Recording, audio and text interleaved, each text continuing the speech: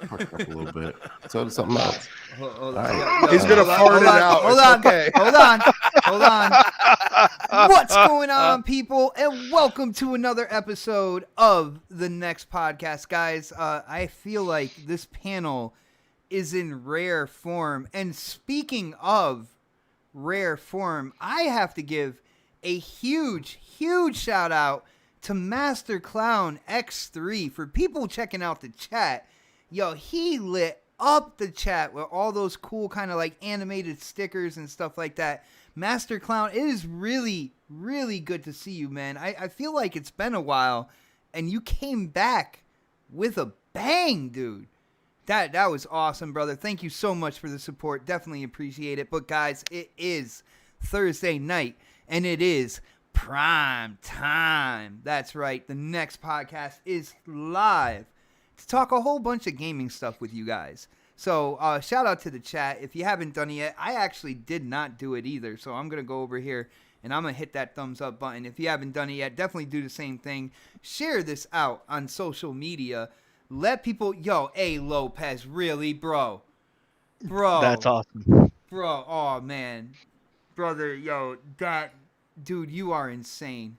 Yo, shout out to my brother A. Lopez hitting up that super chat in a huge way. Brother, I don't see that color that often on this channel, but he said hit that like button and share the podcast, people. Yo, he went major. He went major with the light red. So, guys, you got to listen to him. You got to listen to him on that one. Yo, shout out to A. Lopez. Brother, I hope your door, like what you were doing with the door today, I hope everything worked out good. Definitely love and appreciate you, bro. That is absolutely insane. My mind is blown right now. Oh, my goodness. But, guys, we got a hell of a show lined up for you guys. We have topics that I feel like not a lot of people have talked about, but can really develop into some interesting and entertaining conversation. And, you know, that's what we're about here. We're not just about dogging on Crispy every chance we get. No, people. We are actually. Well, I just invested games. in Dog E coin, so I mean, come on, bro. That's like, Doge. you know, it's Doge. It's not Dog E. It's Doge. Dog E coin. That's what I like to call it. So it's Doge. He said Dog E. Dude, I feel you. When I first saw like the whole Doge thing and stuff like that, I was like Dog E. Dog E. Yeah, I get it.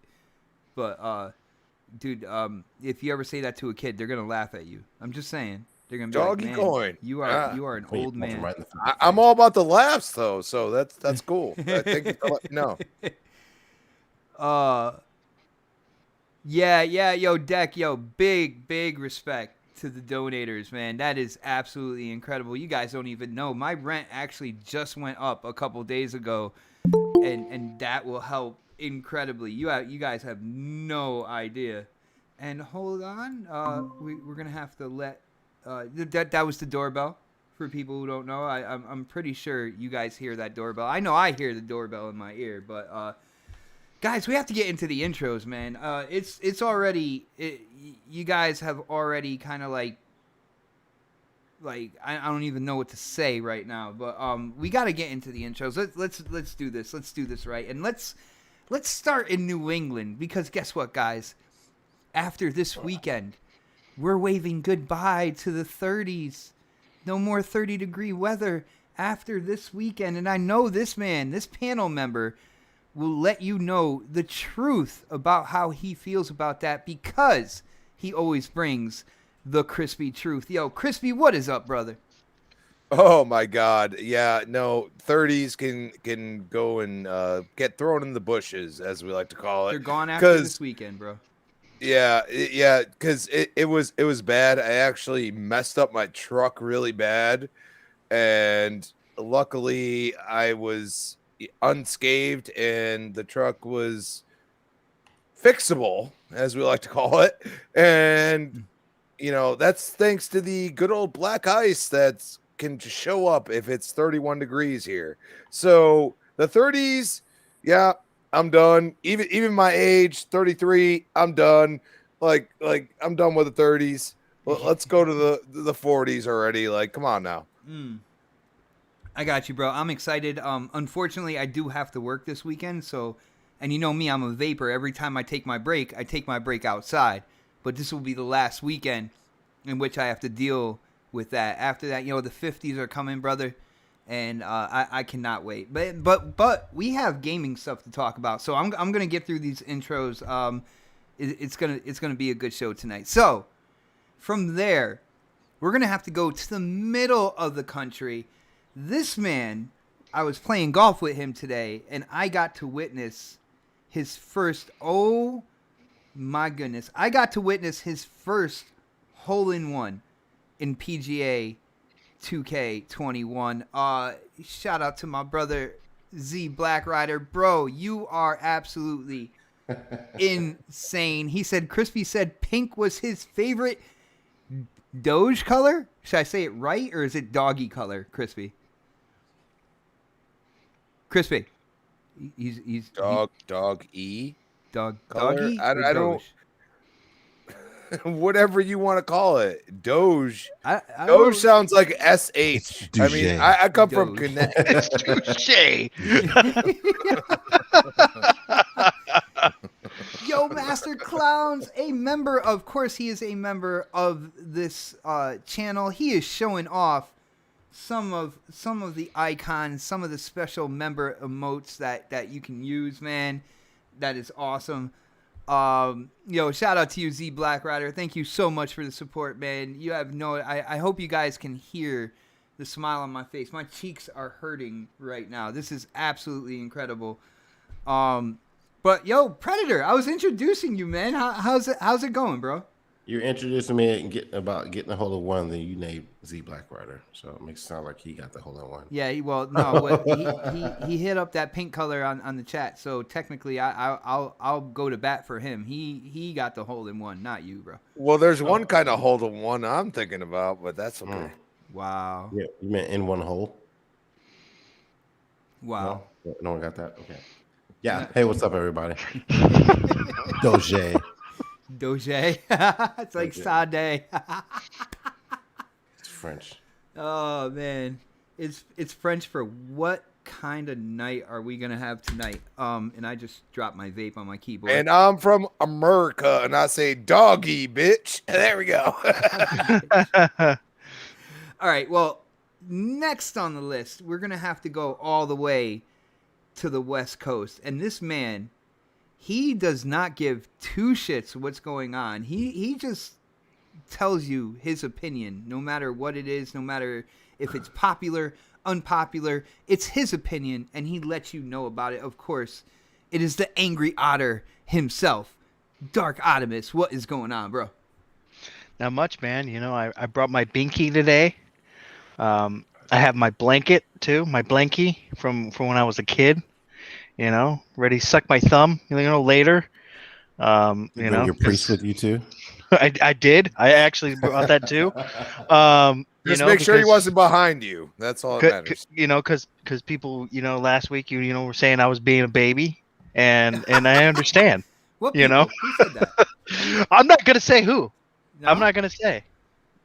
I mean, he might be here already. You never know. He knows who he is. Is it the man himself? Is it the one that we tend to reference at least one time per show? No. He was Me and him are cool. Me and Chris are cool. I'll say his name. Me and Chris are cool. It was somebody else that I've never even seen before in this chat. So I was just like, "Oh, that's funny, man." He said, he literally said this. He said, "Get this man a binky." And I was just like, "Oh shit!" Damn, I haven't heard the word binky in a long time, man. I know, man. That's what I was like. Oh, dang. I guess he's bringing binky back.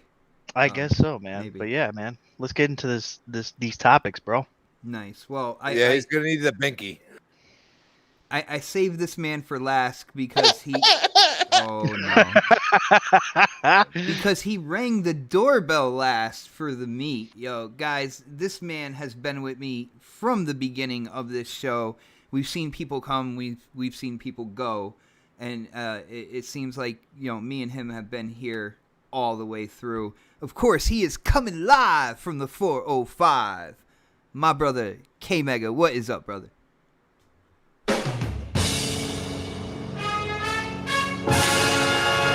Might take that away from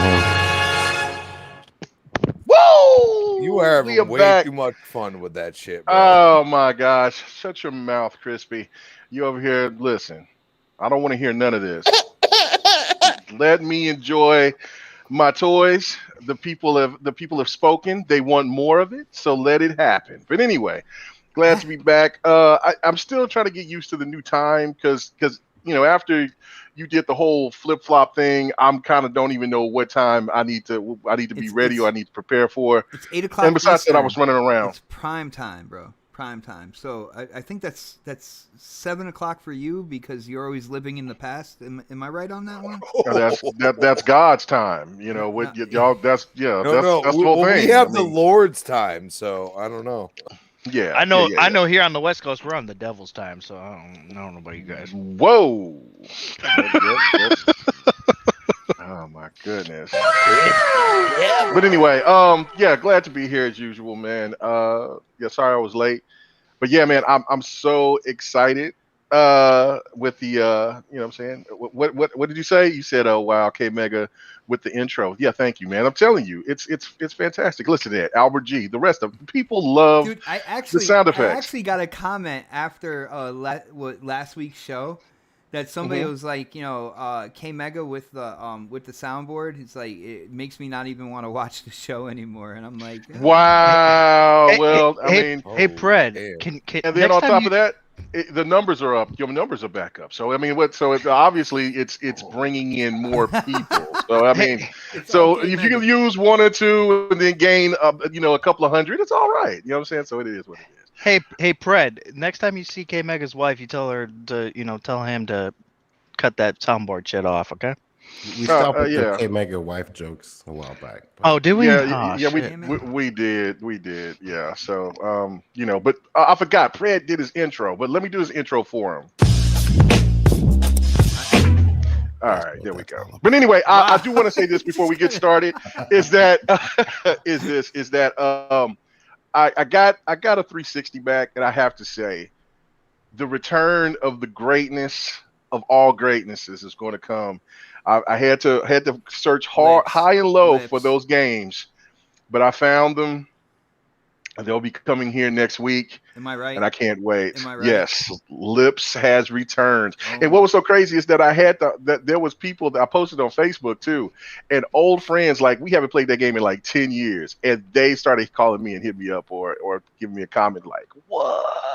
Like, bro, I'm coming through." So it's going to be on and popping. Oh no! Yeah. It's going to be drinks and karaoke at K. Absolutely. No, it's gonna be a bunch of 40-year-old bald men just fucking singing and shit. It's going to be more women involved. In sorry about that, sir, but that's okay. So, but there will be some old bald men. Yeah, me included. But that's what this is great. All right, guys. I think we got through the intros, right? I didn't miss anybody, did I? It's already been a crazy ass night.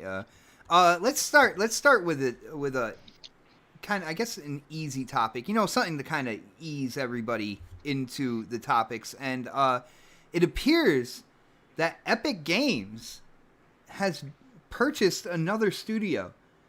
The developer of Fall Guys, Mediatonic, I believe that's how you pronounce that, was acquired by Epic Games. And the funny thing to me about that is we saw when Fall Guys came out, man, it kind of caught fire quickly. A lot of people talking about and playing it, and I saw people kind of like sharing gameplay and stuff. Our own Predator himself, brought gameplay to Next Podcast when it came to Fall Guys, and this kind of came out of nowhere. And I want to hear you guys' thoughts about this because Epic they got the Fortnite, colorful, cartoony, popular, and now they purchased another developer that kind of blew up a little bit with a colorful, cartoony, popular. Oh my goodness, stop the presses. We have a dark red super chat. Yo, Viper, what is going on, brother? Dude, you have no common sense whatsoever, and I absolutely appreciate that. Thank you so much for the support. Hitting up that super chat, sending good vibes and love.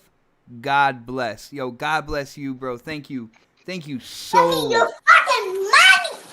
so much. Brother, that is absolutely insane. Like there are so many colors going across the top of my chat right now. Yo, you guys are absolutely incredible. Thank you so much for the support, man. I'm speechless, man. What were we talking about? Oh, all right. Yo, I'm done. Oh man. All right. Epic bought Mediatonic. All right. Yo, let's go to Pred because he brought gameplay to for Fall Guys before. Pred, what do you think about this move? Do you think that like Epic is out there, you know, kind of like scooping up popularity? Do you think that's their main goal in terms of you know, purchasing devs that kind of hit that popular scale when it comes to games out in the community? What do you think about this purchase, man?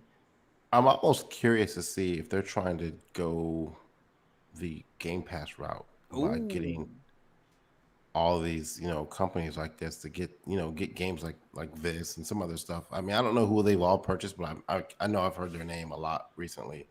You know, getting like these partnerships and stuff like that with these studios to put games similar to what Microsoft was doing and go the Game Pass route and possibly do something like that on PC, because like you got to think, before when Epic first came out with their launcher, and I forgot what game it was that they initially started with, but like, you know, they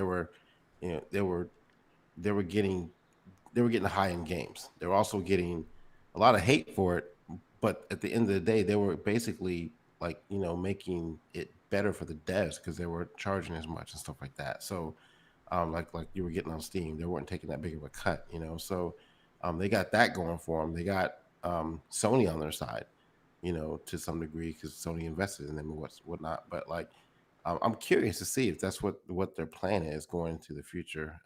And you know, picking up little small studios like this and a bunch of other small studios so they can get them under their belt.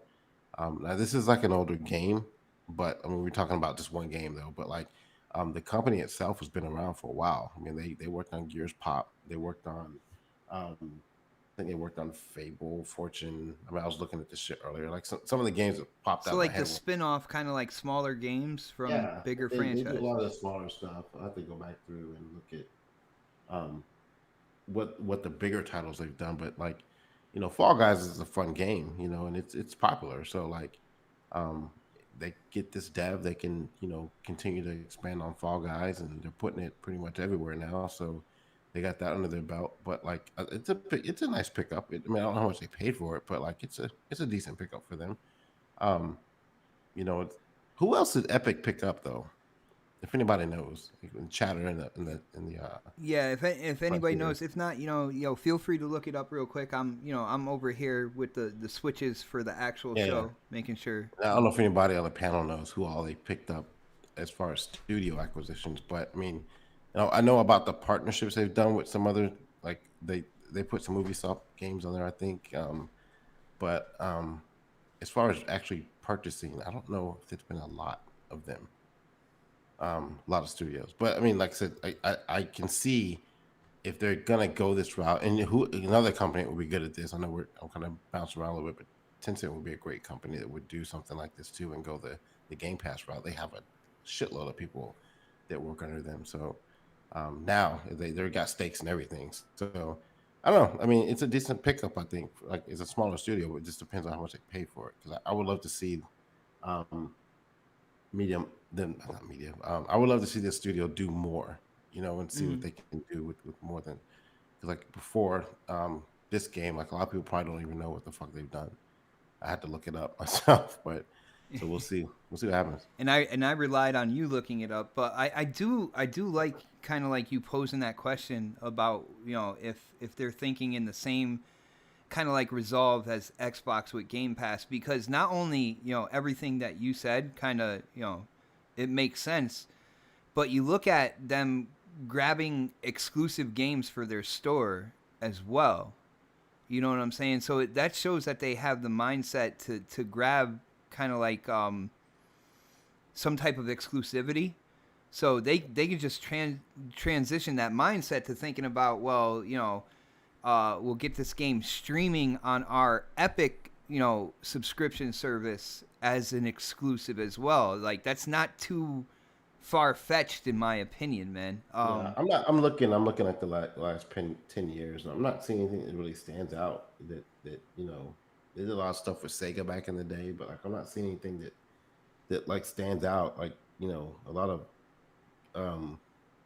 of Android, iOS games, like a lot of phone games and stuff like that. But nothing really Oh, stands okay. out to me, nothing stands out to me that was like, oh man, you got to pick them up. So curious how much they pay for them.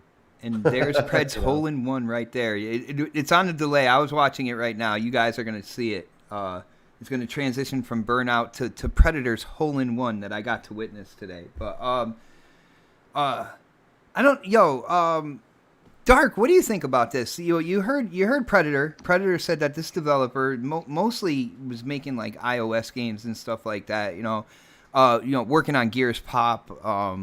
And other titles, but really kind of blew up with Fall Guys. So like, what do you think about this acquisition with Epic, and what do you think about Predator's idea that maybe Epic is trying to build up a developer stable to possibly come out with a subscription service like Game Pass?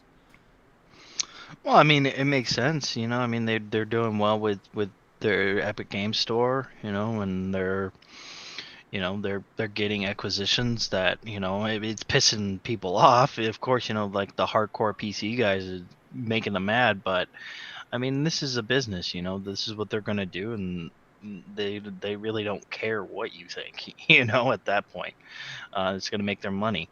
I think, them picking up this team it has a potential to be good. I think, we have to see some more games from this studio. And I think they're working on I think they worked on, or they're working on, a game called Murder by Numbers right now, which is a Switch and Steam game. So maybe that might not be on Steam anymore. That might actually go to the Epic Game Store or something like that.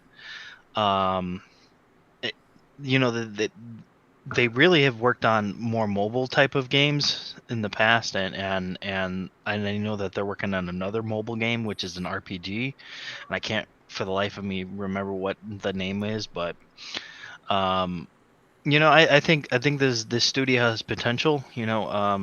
Fall Guys was actually a pretty fun game. I think honestly, Bot, if you ever get the chance to play Fall Guys, you definitely should play it, because I think you would enjoy it.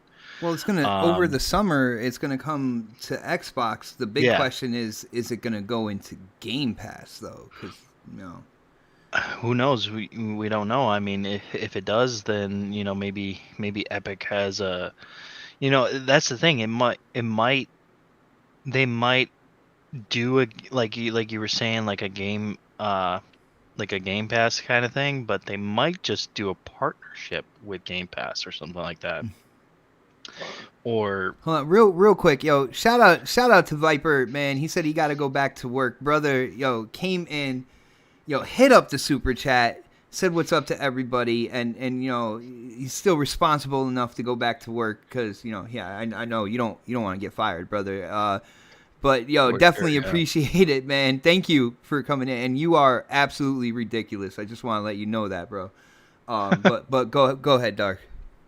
Yeah, I think this, we just need to see more from this studio, to be honest, before we can really pinpoint if this was a good idea by Epic. Because I mean, Epic tends to see, I don't know what it is with that company, but they tend to see kind of like their the future in a way.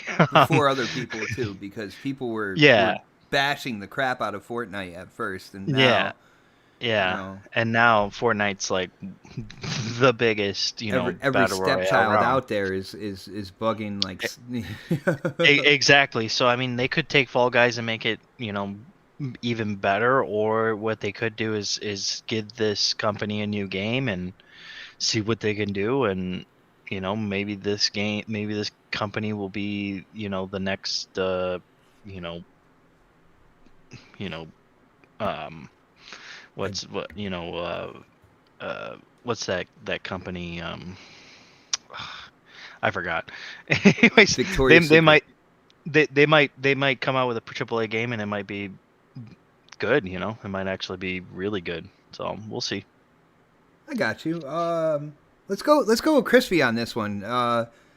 Crispy, I don't even Epic has to be near and dear to your heart just because of in the past there was a certain title that they developed that you have been known to play every once in a while. What do you think? Gears of War. Yeah, I know.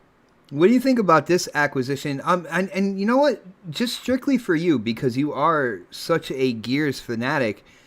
I got to ask you in terms of the direction that Epic Games is going, because when they started with Gears, they had Rod and his little buddy over there, and Cliffy B, baby. they were a lot more raw in your face, and now they are Fortnite buying the developer of Fall Guys. Like, do you not only do I want to know about the acquisition, but I want to know how you feel about the direction that Epic is going, man. Do you think it's the right direction? Do you think it's softer? Do you what's the deal with that? Yeah. So less than a month ago, which is actually after Xbox saying free to play will happen, they announced that they're going to be on Xbox. They didn't say whether it's Game Pass or whatever. I think they're going to take this game and make it free to play. And they're going to do that because it has replay value, not just for some people like us, okay? Like us adults here, we'll play with the kids, we'll play with the girlfriend, whatever. But at the end of the day, we're like, is this something I want to play? Like, Bot plays Destiny, I play Gears, whatever Pred plays, and K Mega is all over the place. So, we K all Mega know, bought lips. Yeah. Well, that's why I said K Mega's all over the place. Yes, sir. So the point is that everybody likes a game that they like. You know what I mean? And am I going to say that, like, I'm not going to download it? My girlfriend's moving in. Her son's going to be here. Like, we're going to play this game when it comes out. Hold on. What is it? Did Epic buy Psyonix too? The developers that made Rocket League? Because Axel, shout out to Axel. In the chat, he said that they bought Rocket League too. So did they buy does anybody know? Did they buy the developers? I am not sure about that, but it would make total sense for what Epic is doing right now. Oh yeah, because they're going for the free to play model that will make you purchase things cosmetically and such, and they're going for it hard. And yes, they did. They bought them 2019. Wow. So that fits there like you a glove, go, then. dude. It's so like this is puzzle this pieces, is exactly their realm. Like this is what they're doing right now. And like, you go and play Fortnite for the first time, it is horrible. It is like you are the most generic character absolutely possible, and it's ridiculous. But I go and play Rocket League, and I have fun with it. Yeah. So, you know what I mean? Like, and I'm not saying that it's perfect or anything like that. Like, the microtransactions suck and everything else, but they have to make money if it's a free to play game. I never purchased the game. I just play it. You know what I mean? So if they're going to go that route, it makes sense for Fall Guys. The only problem is what revenue are they trying to squeeze out of it, as I like to say, because everybody's gonna be like, oh, this is great, it's free to play all of a sudden, and then all of a sudden you're gonna be like, oh wait, I don't get my you want that chicken anymore. suit? That's $5. Yeah, you know what I mean? So it's one of those catch-22s. You're like, oh, this is great, and then it's not. And the only thing I say is that, less than a month before, all of a sudden it's coming to Xbox, and then Epic says they're buying them. And then all of a sudden, before that, Xbox says free to play is coming, to Xbox. You can play your free to play games online and not have to deal with shit. It's coming. And all of a sudden, all these things, these dominoes start coming down. And I'm like, is this all a big play between them all? Like, it goes back to, them jacking up the price twice as much, if not 3 times. And you're going to sit there and act like this is null and void now? Like, I don't know. Like, it all sounds like you planned it out, and I don't like that. I don't. And I think it's bullshit. And also for, all these PlayStation people that have bought, the game, I mean, that's sad too at the same time. So I just feel like a disconnect in the gaming community because, like, one company's doing another company's doing another, and now you have these other companies that are almost subsidies of each company doing whatever the hell they want. And it's just like, if I want to play on PC, if I want to do this and that, I got to buy it, or I got to, I won't have the skin roll over. We don't know any of this stuff. Like, it's kind of wild. Like, yeah, you would think it's going to be all cross-play and everything's going to be tied to your Epic account. But at the same time, this is all brand new right now. So I don't know what to feel right now. Like, is it great? Sure. Like, if it's going to be free to play, awesome. But, you're not going to be able to play as the character you want unless you buy it. And that's kind of sad to me at the same time.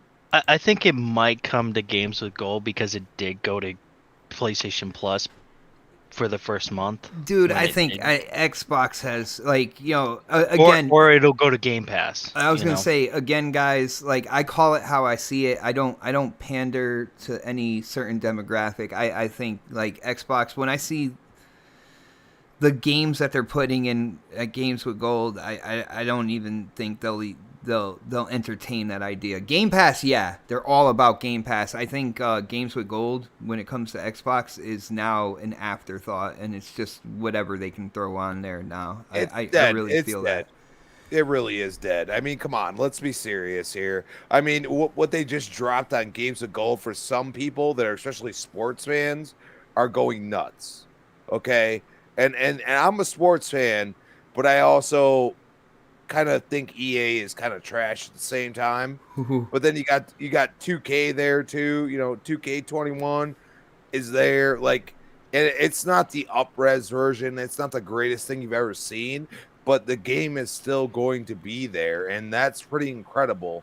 And I feel like they're trying to go across the board, but at the same time, finally not trying to lock out all the people that want to play their Fortnites, their Rocket Leagues, and soon enough probably Fall Guys. Well, Crispy, real quick, and I'm hearing what you're saying about this whole topic, but I didn't get the hook that I wanted to get from you. All right, so now where Epic is heading compared to where you saw them in the beginning, and again, they developed your basically your favorite franchise. My love. My gaming love. Are you proud of the direction that they're going in, or are you disappointed that, it seems like like you said, they're going with that microtransaction type basis with the developers and the games they're associating themselves with now? Are you disappointed that they kind of went this way? It is the let's get the most money way. Let's be real. when it comes down to it. I want to know how you feel about like the direction that Epic is going now. If you're looking for a Gears like back in 06, 07 quality game, you are not getting that from Epic. What you're getting is a store that they have created. You're getting multiple titles that are going to be, just all on free to play except for when you want cosmetics. Okay, they've literally established this from EA because of a Battlefront and stuff like that. You know what I mean? Like it really hurt the gaming aspect of everything. So that they're playing it very close to what they know. And right now they know that they have Unreal Engine 5 coming out, and they know that Xbox is using that, and they know that they're going to make money at the end of the day with Fortnite, with Fall Guys, with Rocket League. They know they're going to make money. That's a hell of a trifecta right there, man. And that's the weird thing. Like, do I hate it? No, because people enjoy those games. But at the same time, I feel like Epic is going a different route than everybody else. And actually, they're almost playing it like Microsoft right now, because when we started talking about xCloud, almost a year and a half, 2 years ago, it was like, what? Is this really going to happen? And it continues to build up. And I feel like Epic is doing that with the free-to-play game aspect of it. Mm-hmm. And on top of that, they already have the engine that, I mean, at times looks incredible and looks exactly what you want it to be, as far as, being in a visceral game that is maybe single player, multiplayer, a cross between all boards, and you feel like it looks exactly the way you want it to. So they have kind of like this, like I say about Phil, he wants to put all these hands in the cookie jar. Well, Epic's just doing it a different way, and I can't hate them for it. They got rid of all the Gears devs, basically. Most of them are either working for the Coalition or they're working for Blizzard, to be honest with you. Oh. So, they're really doing their own thing, and it may work, which it has with Fortnite, or it may not. And we don't know down the road right now, but do I hate it? As far as a Gears gamer, yes, I do. But as far as what they're trying to do, I see what they're doing. All right. Yeah, I just thought it was an interesting question coming from, asking somebody who's so kind of like hardcore into Gears, like, right off the bat from the very beginning, because obviously Epic is not that same Epic that created that franchise. And I just wanted to see what you thought about it. But and I want to say this. I feel like Rod, Cliff Bleszinski, all these guys created Gears for Epic. You know what I mean? It's not the other way around. And that's the point. These guys left. They left for a reason. And, now Gears what Gears is. Either you love it or you hate it. And, Epic said, you know what? We're going to make Fortnite. And Fortnite was actually announced by Cliff Bleszinski. A lot of people don't remember that. And it was a totally different game than what it is now. So, some companies can adapt and rehash what they do, and some companies can't. And that's why I feel like, Microsoft is in the right path, because they're going to adapt. And I also feel that Epic is going to adapt in a different way, and they're going to do the mobile thing. They're across all platforms right now, and that's what they want it to be. And that's why they're going to sit in bed with Xbox, because Xbox doesn't mind doing that either. Whoa. All right. Sitting in bed with Xbox. But yeah, no, I definitely see what you're saying. Like, especially in today's kind of like, in today's industry, being on more platforms, being on the mobile, console, PC, and stuff like that, it seems like that is the trend. We've seen it, Xbox kind of like kicked it off. You see Epic, you see Sony bringing their games more to PC and stuff like that. It just seems like, yeah, that's the narrative right now. They're going to try to make more money on more platforms.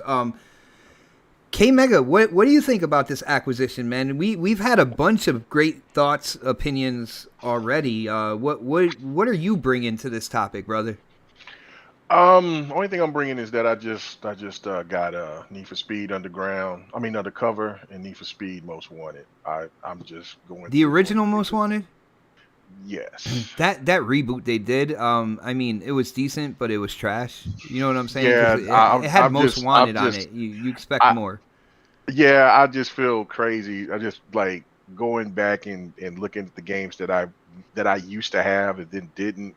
And then anyway, but all right, back to the topic. I'm just giddy 'cause I got my 360 back. But anyway, you know what? I mean, mostly everybody, what they've been saying has been absolutely. I agree with everything that they've said, especially Crispy was saying. Also, I don't know if anybody put this into account that Sony gets get a little bit of kickback as well, and I think that's why Fall Guys went to PlayStation first, because remember they have that little 1 or 2% invested into Epic, and I think that that's one of those things where they're just kind of working together. So some of those type of games that we've seen go to Sony first, and then this gives the opportunity for those Sony games to start going over to Epic Games. Maybe it might be exclusive once those PlayStation games go over. Oh yeah, with their push to PC now. With their push to PC and Epic, and I think that that's going to have a marriage in that realm.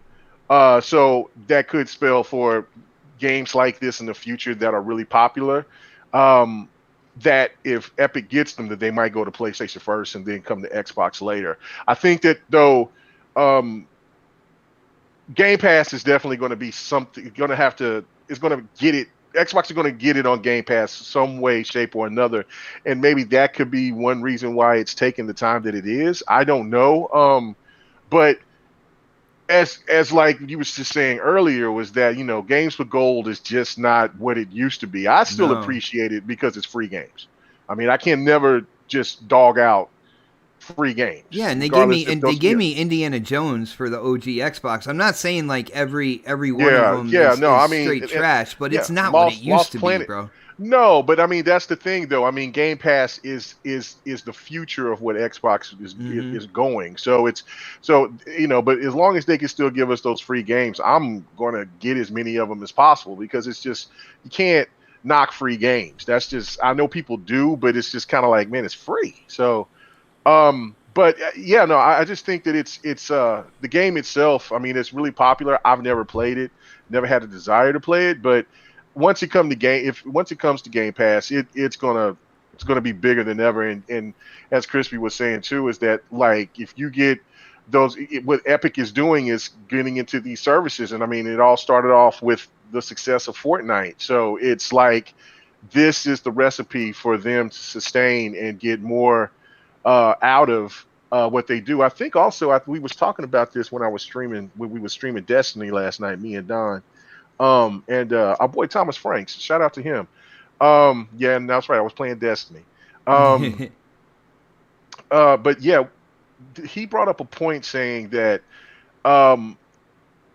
if these smaller studios use Epic's assets, and then basically if Epic sees the potential in what they're doing, they give them grants.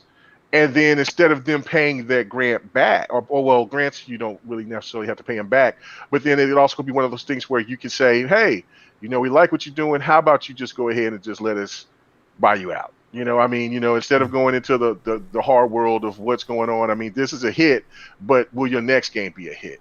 So it's all about security. So they probably looked at it as like, man, they helped us out with a grant, and then by that we could just go ahead and just sign up with a company that we know that's going to have our back. So I think it's just the perfect marriage for them. And like everybody's been saying before, is that it's just something that Epic is going to do. And as long as these smaller games like this keep generating the money that they do, I mean, I could see them keep on doing it. So the next little indie title that comes out that's a complete hit, don't be surprised if Epic don't try to jump on and get it.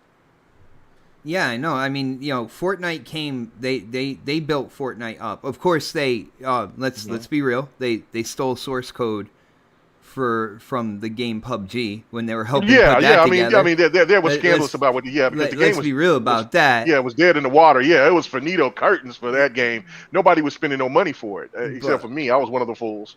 But yeah, it's one of those things where it's just they knew what they needed to do. And I mean, look, think about Ubisoft and what Ubisoft does. You see what I'm saying? Like, I mean, Ubisoft makes their games. They take the best of what other studios do and they implement it into their games. I mean, case in point, you look at the way that they do the Assassin's Creed. I mean, the reason why I like it so much is because it reminds me a lot of The Witcher, of how it plays. And then they take other parts of what other games out there that's really popular and implement them into that package of what Assassin's Creed is now come into. I know that you're not the biggest fan of it because you like the old school, but I mean, I think there's a lot of games that studios and developers that's really creative and doing stuff, but it's really dangerous because these games cost so much money now, and that if you take a chance and you fail, it's just it's one of those things where they might not can recover. So I don't know. You can't get mad. It's the hustle. I hate that for PUBG, but PUBG is still successful. So I mean, everything just worked out at the end of the day. Yeah, I still got that itch to get back into PUBG too. So I don't know. Maybe one night, me and you, brother, we'll go in and we'll try to get a few chicken dinners or whatnot, man. Go back in. I'm with it. I'll give it another go. I haven't done it in a long time, but yeah. But I'm willing to give it a go. Nice. I'm down. All right, cool. We're building a squad here. Look at this. But yeah, it's really interesting with Epic in terms of the games and the developers that they have under their belt right now. You see kind of like their tenacity with getting exclusive games to sell on their store. I think I'm glad I started off with Predator on that one to bring that that whole Game Pass thing to this. So Dark, what do you think, bro? Man, like I don't know what you could possibly add on top of this topic, but I know you got something, man. I already went, bro. Oh, you did? What did you say? I'm trying to remember. It'll come back to me. So next topic, guys. Next topic. It wasn't important. It doesn't matter. Next topic, and this guy's. This is really, really interesting because ever since the 360 PS3 generation, I feel like consoles have been used as multimedia devices. We saw, 360 bring in like Netflix and stuff like that. Stores have been developed on these consoles to buy and rent movies, TV shows. So not only do your consoles play games, but they're your source of like all sorts of entertainment. Music. You got Spotify subscriptions. Even back to the OG Xbox, you were able to rip CDs and put your music on the OG Xbox and then play your music over games and stuff like that. So we've seen this evolution of consoles turning into multimedia devices, but are we starting to see a devolution when it comes to the PlayStation as a multimedia device? And the reason why I say this is because there is an article from GameSpot that I read, and I did share the link, I believe, in the DM. But oh no, Dark did. Actually, I was gonna say, I'm giving you credit, brother. I am giving you credit. All right. PlayStation Store soon won't let you rent and buy TV shows and movies, and it's a fairly short article. Holy shit! Yeah, bro. Yeah. But let me read some of this for you. Sony Interactive Entertainment has announced a major change to the PlayStation Store, confirming that it is removing the ability to rent and purchase TV shows and movies. This change goes into effect August 31st, 2021. Vanessa B., the head of video business for the PlayStation Store, said the change comes in response to the growth of subscription and ad-supported services instead of direct purchasing or rentals. She goes on to say, we've seen tremendous growth from PlayStation fans using subscription-based and ad-based entertainment streaming services on our consoles. With this shift in customer behavior, we have decided to no longer offer movie and TV purchases and rentals through PlayStation Store as of August 31st. They go on to say that, you know, whatever movies that you've bought, they even say rented, but you once you rent it, you start playing it. You only have 24 hours to watch it before it's like taken off. You can't watch it anymore. But any of the movies that you purchased, any of the TV shows that you purchased, you'll still be able to watch them on your system. I felt like this was a little bit of a shock here, and I kind of scratched my head at why they would do something like this. I heard their reasoning for it, but again, consoles have become a multimedia device. So why would you take away one, a couple of the options in order to, purchase, view, check out entertainment and stuff like that? I don't know what they're doing here. Let's start with Crispy on this one. Crispy, as of August 31st, when it comes to PlayStation, you will no longer be able to rent or buy movies. And you heard the reasoning behind it. I want to know, what are your thoughts on this? What do you think is going on over there at Sony PlayStation? And do you see this as a good move? No, I don't. It goes all the way back. Actually, PlayStation was pretty far ahead of the times with their PlayStation TV setup.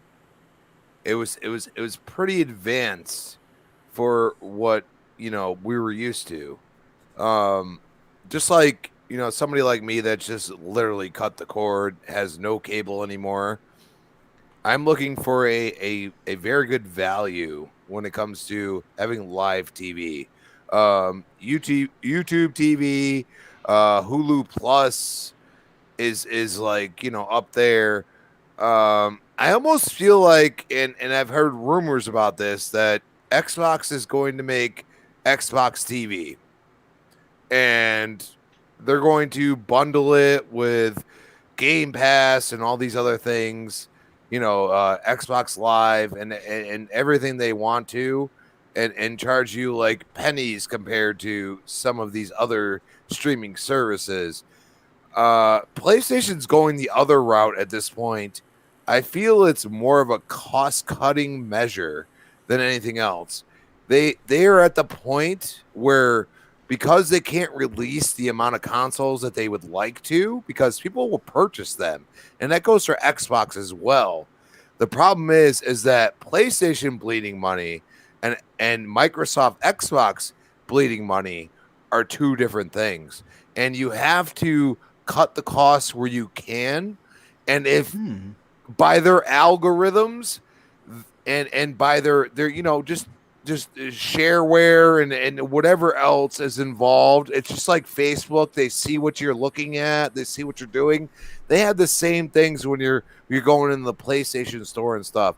And I'll give them credit. Most of these people are gamers. The problem is that those few and far between that use that PlayStation for other things besides just gaming, they're a little upset right now, and they're not saying anything. And that's a problem. Like, if Xbox got rid of these things for us, I think some of us would actually speak up and say something. And I don't feel the same way for the people that actually enjoy those aspects of the PlayStation.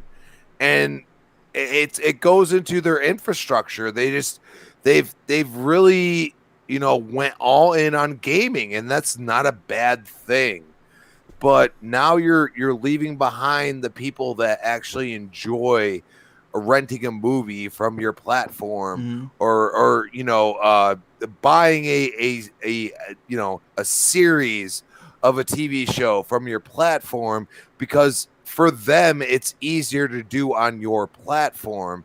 And I'm not saying that Xbox is making money off of these aspects, and it costs money to to hold down those aspects of them. But at the end of the day, they say, we want the consumer to be happy. And PlayStation says, no, we're done with this because we're not making money off of it. And, both of them are looking at money at the end of the day, but PlayStation saying, no, we're going to sector off this part that uses our PlayStation for, these type of things. And I feel it's wrong, and it's just kind of like a bad timing, because I feel like at this point, you're going to use whatever you use to get that content, and that content could be a movie, it could be a TV show, it could be gaming. But if you're booting up your PlayStation first thing and then you're done with a game and you can't purchase a movie that you're thinking about purchasing or a TV show or anything off of that console when you're done playing the game, it might cause issues of people, because then you're going to a different realm. You're going into your TV's HUD and everything else, and it's just, I don't know. I feel like they were on the right path and they just kind of threw it to the curb now. And I appreciate the gaming aspect of it, but at the same time, we're in a digital world, and if Crispy it's easier, is a digital girl. Whatever you want to say. I mean, are we going? Am I Sarah Silverman in what's that movie? I don't even remember. Well, whatever that movie is, as of August 31st, you won't be able to buy it on a PlayStation. Oh my goodness. Crispy, you want to hear something? Wreck-It Ralph. You want to hear something crazy, Crispy? For people who don't know, Sony bought Crunchyroll, right? So, which is a streaming service, correct? Yes, and they said they were looking at how popular streaming services are on their system, and one thing I know when it comes to anime, either people they're watching it on Crunchyroll, which is one of the most popular ones. There's a couple other ones as well, and I think Sony's got stake in a couple of them. Or you have fanatics that will buy seasons as well. Mm-hmm. And if Sony owns Crunchyroll, and in terms of anime, and for people who don't know, anime is popular, and it's getting more popular the further we go. You know what I'm saying? It's not slowing down. It is becoming what used to be our like Saturday morning cartoons, or our kind of like weekly cartoons when we got out of school and stuff like that. That anime is becoming that for this generation. All right. And I can kind of see it like Sony's like, you know what, that whole buying, renting, we got people buying seasons of anime and stuff, which they can just be paying a subscription to our Crunchyroll, and we would be getting more money off of that. And okay, and I understand that. The problem is that they haven't established that. You understand what I'm saying? It's almost, let's take 2 steps forward and no steps behind yet. And it's like, okay, we're going to purchase Crunchyroll. Crunchyroll was 200 million, something like that, somewhere around there. In anime, I mean, in Eastern, in Japan and everything else is just amazing. Now there's some people like myself. I mean, I loved Dragon Ball Z for a period of time. Okay. I loved, the aspect of like a Gundam or something like that. You know what I mean? Like, I loved the story behind them and everything else, but those were through regular TV, and now you don't have that exposure anymore. So how are you going to use Crunchyroll to your advantage? Well, the problem is for that type of purchase for Sony, it becomes, we have to make money off of it. It's not, we can make money over time. And that's the difference. And this is what I try to tell people. Microsoft is on a different realm. They will spend money and make money 10 years down the road. That's the way they look at it. And if it looks profitable and it continues to go up slowly but surely, they will absolutely continue to invest in that. I mean, Azure, dude, nobody thought that investment at the time was logical. And now look at it. Okay? So what I'm saying is that they are cutting costs. That's the whole point. They are not seeing the return from the investment of having something that is able to be purchased, because it requires people to put that on their platform on PlayStation to do that. And they are saying, okay, well, labor gone, this gone, that gone, tech, R&D, whatever it needs to be to make that one purchase look like you need to purchase it. And then you have HBO buying up all kinds of stuff, and you have Disney Plus coming out, you have Discovery coming out, you have all this content that you used to use as a platform for PlayStation that is literally being shut off to you, and you say, enough's enough, I'm not going to spend money on that anymore. And that's the way I feel they're doing right now. Now, is it the right thing for the company? Probably at this point, because they're behind in everything that is going on. Like, there's just streaming services popping up everywhere. And if you don't have the infrastructure, you cannot sustain what is going on. And then you have like Wonder Woman 1984 sitting there, right? But guess what? All you got to do is pay $5 a month for the first 6 months or 3 months, whatever it is, on HBO Go. And then you get it. Instead, PlayStation's like, we're going to charge you $20.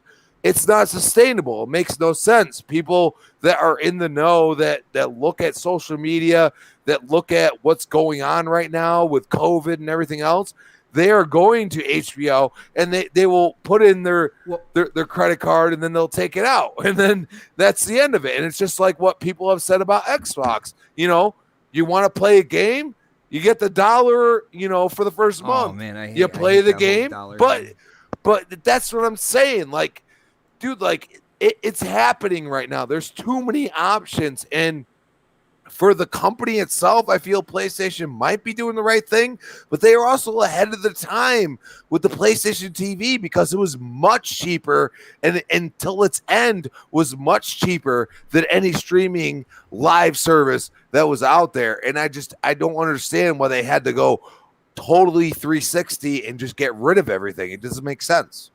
All right, I got you, brother, and I definitely want to get the rest of the panel in on this. And I'm just gonna leave you with this, Crispy, and I'm gonna move on. Crunchyroll was a really good purchase for Sony.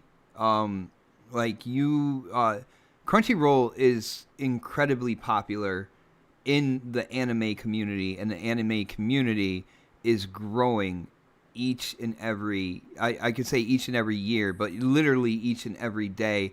Shout out to everybody that was talking about anime in the chat. I saw Z Black Rider. He's like, anime is no Flintstones.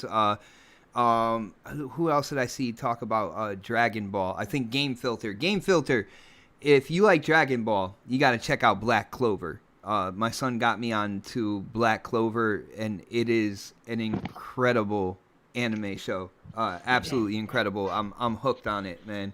But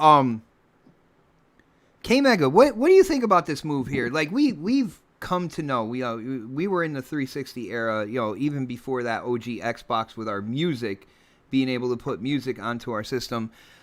We've seen the evolution of multimedia in terms of a console. Like, I expect my console to do more. I expect it, I could buy movies, I could, check out TV shows. I could do subscription services as well. I got Disney Plus on here. I got Sling TV on here. Shout out to my sister for that, by the way, and her email and password. It's what we've gotten used to. Like, what do you think about this move here? Is this a step back? And what do you think about the reasoning behind it? Saying that, well, they're doing subscriptions and ad based. They're not really buying and renting. I don't see that. I got a library on my Xbox of movies I bought. What are your thoughts, bro? Yeah, no, I think it's definitely a step backwards. I think it's also is cost effective. There, this is, I mean, for one step, I mean, we've heard a million times about there's been Apple and other, major companies that wants to buy out Sony Pictures. Even hear stuff when it comes to the entertainment about like maybe Disney is closer than ever of getting Spider-Man back into the MCU. But don't know if those, I mean, those are rumors, a lot of stuff that's what's been going on for the last, I don't know, six months to a year. Uh, but obviously, we all know that Sony is really kind of really having some issues with a lot of their stuff outside of PlayStation. And obviously, from what we're understanding too, is that like PlayStation is having some issues with what's going on in Japan by Japan having these rules and regulations and with the games, and then of course Sony moving their headquarters to Santa Monica, I believe, or to just California, and then even working deals with the Chinese of sending over PlayStation 5s, which I mean that's a huge market, which makes sense. But I mean, the history between Japan and China, it's not been very good. So that's all different in its own right. So no telling. I don't know what all is going on with Sony headquarters itself, but yeah, this is definitely a step backwards. Um, I think what gamers are like ourselves, we always kind of leave out the people who are that buys consoles for just watching on just watching it, using it for Netflix or for the streaming services, Using or it for the also for complete buying movies. variety of things. Right, right. Yeah, remember people used to buy, I mean, the PlayStation 2 was the reason why it was the most popular DVD. console is because of the DVD player. It was a lot cheaper than going and buying an actual DVD player at the time. So Sony has been well ahead of the times when it comes to having, your console being an entertainment hub. I think again, what's happened is that some of the things that they presented last gen, it's coming back to bite them a little bit. They were all trying to go against Microsoft because Microsoft was doing everything in their power to try to make it the most, the all-in-one entertainment hub. You got your gaming. We're going to do Xbox Studios. We're going to have games and movies translate with one another, and we're going to do all this and just kind of make this whole entertainment thing. And then what did Sony do? No, we're all about gaming. We're not about the entertainment stuff. And then that just kind of resonated with the hardcore of that. Microsoft is trying to cater to the casual. It's the casual console. It's not even the most powerful because of resolution gate. All of that, right? So yeah, but that didn't even make sense though, because Sony came out with their own with kind powers. of like cable and stuff like that for their PlayStation. This is what it was. And I said this, and I got a lot of flack for it, but Sony was the darling because of what happened with the rumors of Sony was in almost collapse at the time with, they were laying off a whole bunch of people, and the writers and stuff then were coming in because the PlayStation 3 was not the most dominant console when it came to, I guess, the market share, because the 360, Xbox was dominating, Nintendo was dominating, and PlayStation was basically in third place, except for, if people want to quote unquote talk about just the console sales itself. And so they wanted to they didn't want Sony to go out like maybe Sega. And so then it came to this thing of where, we're just going to just go all out and just support whatever Sony does. And now when you look at everything that what the PlayStation 5 kind of done, especially with their UI, it's like you got picture in picture. That's what the Xbox One was doing when it first came out. What are you talking about? Like, I mean, look at all this stuff. Oh, you can go and you want to try to get achievements and all this other, all that stuff was frowned upon back last gen, at the beginning of last gen. And so now all of this stuff is now being catered to and all that. And now you look at this about, they had View. What was that? What was that? Yeah, Sony PlayStation View. Yep. They took that away. That kind of was kind of crazy to a lot of people. And then they started taking away other stuff slowly but surely. Now they're just going around and just completely just gutting this. Now, I would think if you was talking to a PR guy, they would tell you, well, we just want the PlayStation 5 to just be nothing but just a console console for the gamers. But we know that there has to be something deeper than that going on. You know what I'm saying? I don't know. Maybe when we get to Pred, we'll get a little bit more information about that. But this isn't normal, because a lot of people buy consoles just to watch Netflix or Hulu or Disney Plus and things like that. I mean, my wife, I guess still got the Xbox One X. My wife, she games a little bit more than she ever has, but it always goes back to she wants to watch Peacock, or she wants to watch, Discovery Plus, or she wants to watch Disney Plus. So it's like, you shouldn't take away those services. Or also the movies. They've been having a great sale on movies. I bought about maybe 13 movies. I bought some anime movies. Bought some. Yeah, that's what Sony don't want. They want you subscribing to Crunchyroll. They don't want you buying that anime. Right. So again, if they're trying to push out everything, I guess would be the Apple model, then it's going to bite them in the ass. Because what you're going to do is people are going to start going to the places where they have the most options to get everything and anything and everything. But they're not taking out the apps, dude. They're only taking out the movies and renting and buying movies. I get that, but again, if somebody wants to go ahead and buy movies, because I know that there's people that still buy movies, they wouldn't be having it out if people didn't have the opportunity to do it. Now, I don't know if Sony does what Microsoft does, where like if you buy movies, you can send those movies to Vudu and to like movie pictures or something like that. I forgot it's like the Microsoft Media, and like you can put it into Vudu and other places, and you can watch your movies anywhere. Now, I don't know if Sony has that capability. I haven't even tried it. I've only bought like maybe 2 movies on PlayStation. So, but if they had something like that, and then let's say that you have people that was interested in doing that type of thing, and then you take that away, that's going to make people pissed off. That's going to get people pissed off. I mean, listen, change is fine, but if you change everything just to try to make it to where you want people to just go the opposite way, that's why you have people. Yeah, we have a lot of Apple owners out there, but there's people that refuse to touch Apple because of the way Apple wants you to just only have you just only want to mess with their products.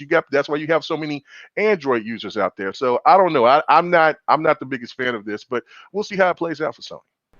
Yeah, I definitely look at it like it's a devolution when it comes to the PlayStation. Now, first off, I want to shout out Sir X-Man for hitting up that super chat, brother. Thank you so much for the support. And I guess this is kind of like an announcement for Sunday night fights. He says Marvel vs. Capcom 2 and Origins will soon be on Sunday Night Fights. Be looking for the announcements. We will let you know on Twitter. Be there. Dude, Marvel vs. Capcom 2, huh? Why are you calling it Sunday Night Fights? It's Fight Night Sunday. Let him That's fine. Let him be country, man. You know No. That was the original, and then Yobi said, "Hey, man, I think we should call it this," and I think it clicks because you got a little, Fight Night Sunday. I think Sir X-Man he's just being country. You gotta let him be country, man. That it is, but I don't have Origins. I was just lucky enough to have Marvel vs. Capcom 2. So, and Origins is delisted, so that sucks. But it's great that we'll be having these old fighters. And also, Sir X-Man, real quick, there's I did not know that Persona Arena Ultramax was also on the 360. I did not know that. So get that. It's $19. Get that. I went ahead and got it. Get that. 5 more characters. Let's go. All right. And shout out to Albert in the chat as well. Albert, he says something like, well, Sony is focused on AAA games like Demon Souls and Ratchet and Clank and, God of War, New Horizons, stuff like that. And, Xbox is focused on AAA games as well as like Halo and Forza and Hellblade and Fable. And you can still buy and rent TV shows and movies as well. Where was all this at when PlayStation was doing the DVD and when people was going crazy for the PlayStation for the Blu-ray player? Like, come on, man, stop it. It's not, these silly narratives. I mean, when people enjoyed what these consoles brought. And for a lot of people, it was affordable because they didn't have to have the biggest and best DVD players. They could get good quality stuff from Sony and still have the best of both worlds. You don't want your console to to go back and revert back to what the old NES and the Sega Genesis used to be. I mean, that doesn't make any sense. But anyway, okay. No, I got you, bro. I got you. Let's get the rest of the panel in on this. You know what? You mentioned Predator. I wasn't necessarily going to go to him next, but you kind of you struck a chord with me, man. Now I'm definitely interested to hear what he has to say about this. So, Pred, you know the drill. Sony, they're taking away the ability to buy and rent games on the PlayStation starting August 31st this year. What are your thoughts on this, man? I mean, I look at it this way, like, who really buys? Again, I don't buy movies. I haven't bought a movie in fucking years. I either go to the movie theater or watch it on TV when it comes in Netflix or whatever subscription service I have. So I don't really, I don't really buy movies like that. I don't at all. Like, I can't remember the last movie I bought. I'm not a huge movie buff anyway. I'll watch a movie once. There's a couple that I like and I watch repeatedly. They're like the random movies that no one would ever think I'd watch, but I'll watch those, right? But like, I don't buy movies like that. And then I'm thinking, like, right now, like, if I want to watch a movie, the last thing I'm going to do is go to either Microsoft or Sony's store and buy it from them. I would probably just go to whatever cable company I have and get it there, or whatever subscription service I have if I really want to watch it and watch it there. There are too many options right now for people who are just movie fans. Like, you can buy it at Walmart, you can buy it online, you can stream it in other ways. So like, I kind of get why they did it. It's just like, it's almost like it's one of those times, like, like, do we want to keep selling cassette tapes or do we want to move on to something else? And that's, I think we're at that point now with them. Like, they're probably thinking, like, we don't really need to. And it's kind of crazy because they're a movie company, as well. And you would think that would maybe spark them to kind of go that route to some degree, as far as, movies and just media in general, like, but like, I mean,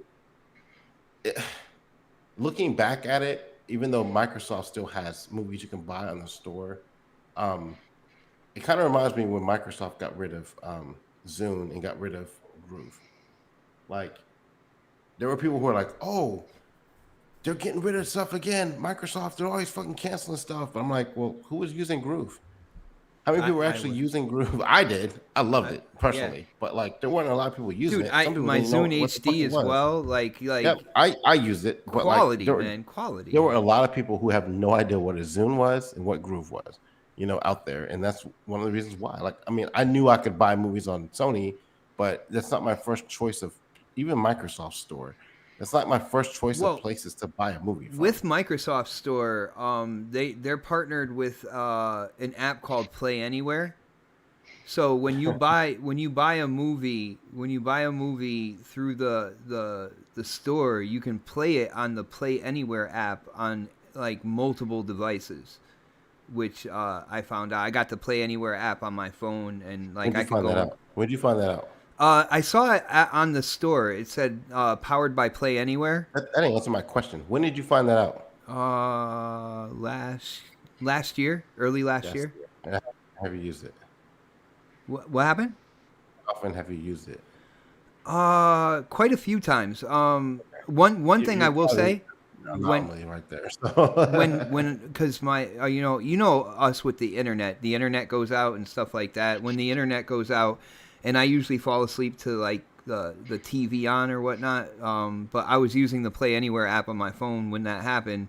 To like, I got all the John Wicks on there. I got all the Predators on there. I got all the Jurassic Parks on there. I got a library of game. Library. I look at it this way: like, what am I gonna get if I buy my movies on there? Like, again, this is just me, because I know there's other people out there who say I do it. That's fine. I have Netflix. I have Hulu.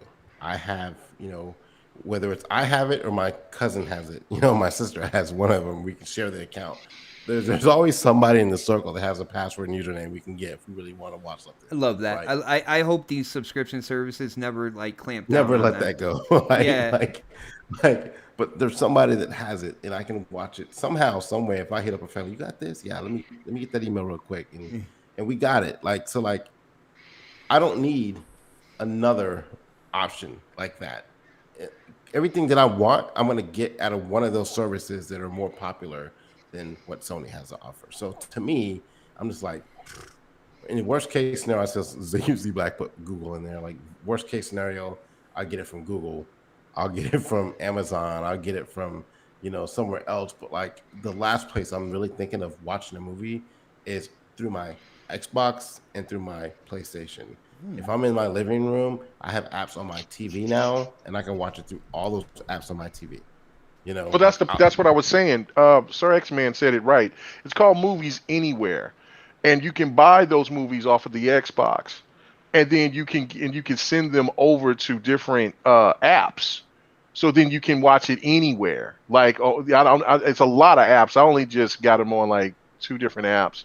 But mostly if I want to watch those movies, especially like, my wife is huge on watching television shows and series and movies and stuff like that more than I am. But if I see like a movie like Legend, I'm a huge fan of Legend. Sometimes that movie might be in Netflix or it might not, or it might, they just kind of do it like, some movies might stay there, some movies might go. And then if it's the classics that I just want to get, like, Outlaw Star, that's an anime. The first, it was only 1 season of that, or Samurai Champloo. You can catch those. They might pop in, but then they might just go away. So I want to keep those type of movies always with me. And then as long as I can, I see your point on what you're saying. I'm not watching them off of the console. I'm watching them off of the app, off of her television in the front room. So that's why I'm saying like the benefit. I see what your point overall would be, but I mean that movie's anywhere, and if Sony doesn't have that, I don't know. I watch, I watch Sports Center. I'm a sports guy. Yes. I watch mostly live sports. I watch, the news every now and then. And when I do watch a movie, 9 times out of 10, most of the stuff, like I love Shawshank Redemption. I can watch it. If I see it on, I'm watching it. But like the majority of the time, I can find that movie somewhere. The ones I really want to watch. I don't buy movies like that, but that's just me personally. That's how I watch movies. Like, there are a lot of people out there that aren't like that. I don't watch anime. So like some of the stuff that you guys are talking about doesn't suit me. So when Sony does it, I'm like, okay, whatever. Like I don't use this shit anyway. So like that's just me personally though. But I mean, I can see why they would do it though, because there's just so many other options and avenues to get those movies, to get those shows that you can buy. And it's like, is it cost effective for them to keep that or no? And I guess their deciding factor was, we don't need to keep this because there's so many other options out there. We're spending all this money to keep this service on our console, on our platform, and we could save money by getting rid of it. And if they want it, they have Netflix on there, they have Hulu on there, they have HBO Plus on there, they have all these other subscription-based services, and they don't want to compete with that. That's just my mindset. That's how I think it's probably going down. So. Well, since K Mega brought up Sir X-Man, there is a couple super chats from my brother, my golfing buddy, Sir X-Man. The first one says, my stream is called Sunday Night Fight K Mega. So he's talking about his stream there, brother. And that's good. Okay. All right. And then he said about the app we were talking about. It's called Movies Anywhere.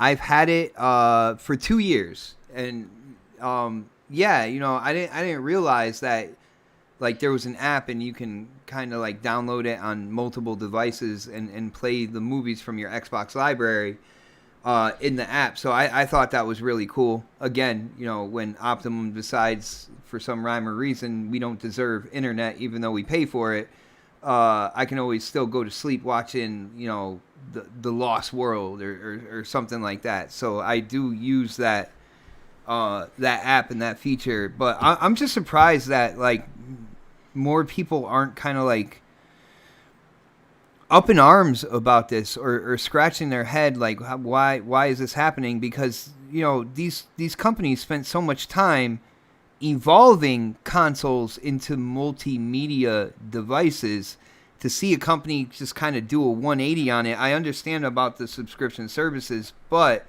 you know, talking about like digital games, I was, you know, out there saying, you know, digital games are going to take over, you know, how people purchase video games. And, you know, the people who are the traditionalists are like, they're always going to have physical games. There's always going to be a market for that. And I feel like there's always a market for people to buy movies or rent movies or TV shows and stuff like that. So it's a little awkward to me that Sony would kind of ignore that market and just shut that down when it doesn't really take a lot from them. I don't think it takes a lot from them money-wise, development-wise, you know, to have that option on their system. So that's why I'm wondering why more people aren't like, yo, like that's weird. Why are they doing that?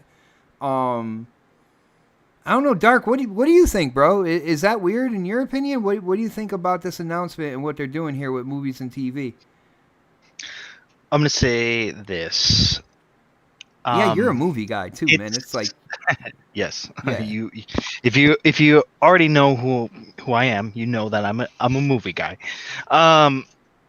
This right here, it sucks. Do people use it? Yes, but when you think of getting movies or watching TV shows, especially nowadays, and I'm not talking about the past, I'm not talking about, you know, what's going to happen in the future. I'm talking about right now, today. What do you think of? You think of Netflix. You think of Hulu. You think of Amazon. You think of Vudu. You know, you think of these apps. You don't think about buying movies off of your console. Yes, we do it. Yeah, we do that. But the majority of people are going on an app. They're going, you know, they're subscribing to Netflix. They're subscribing to, you know, different companies. And as you notice, the majority of these companies have apps now. HBO has an app, you know, Paramount has an app now, which HBO is Warner Bros, by the way. So Paramount is Paramount, and they have an app, and then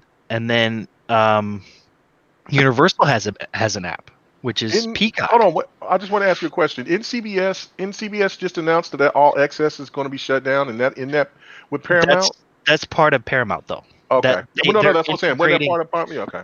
But they're integrating that into Paramount Plus, so that's part of Paramount. Okay. So they didn't really shut it down; they just moved it over to Paramount Plus. That's it.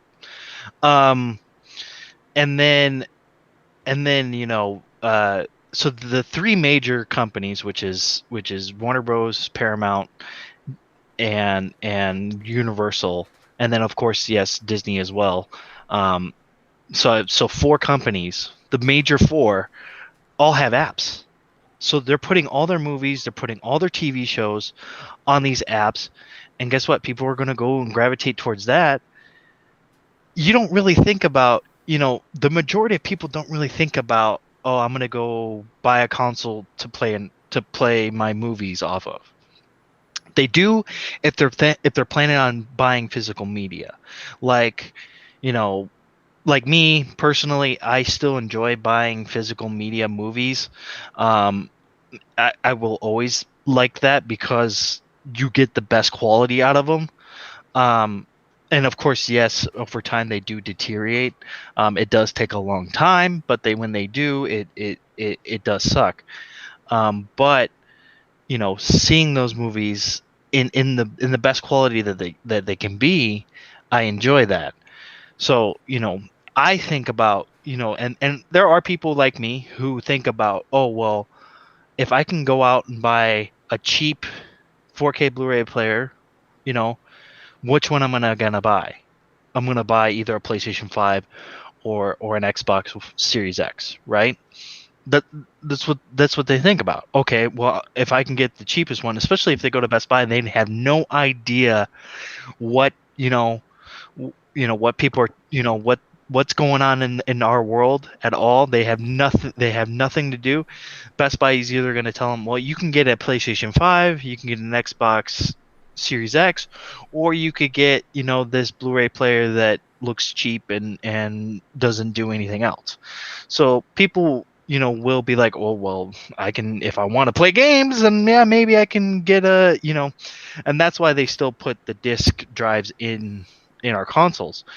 And of course, with me, I don't have a I don't have a PS5 with the disc because I don't um I don't need it because I have an Xbox One X that plays 4K Blu-ray movies, so I don't need it.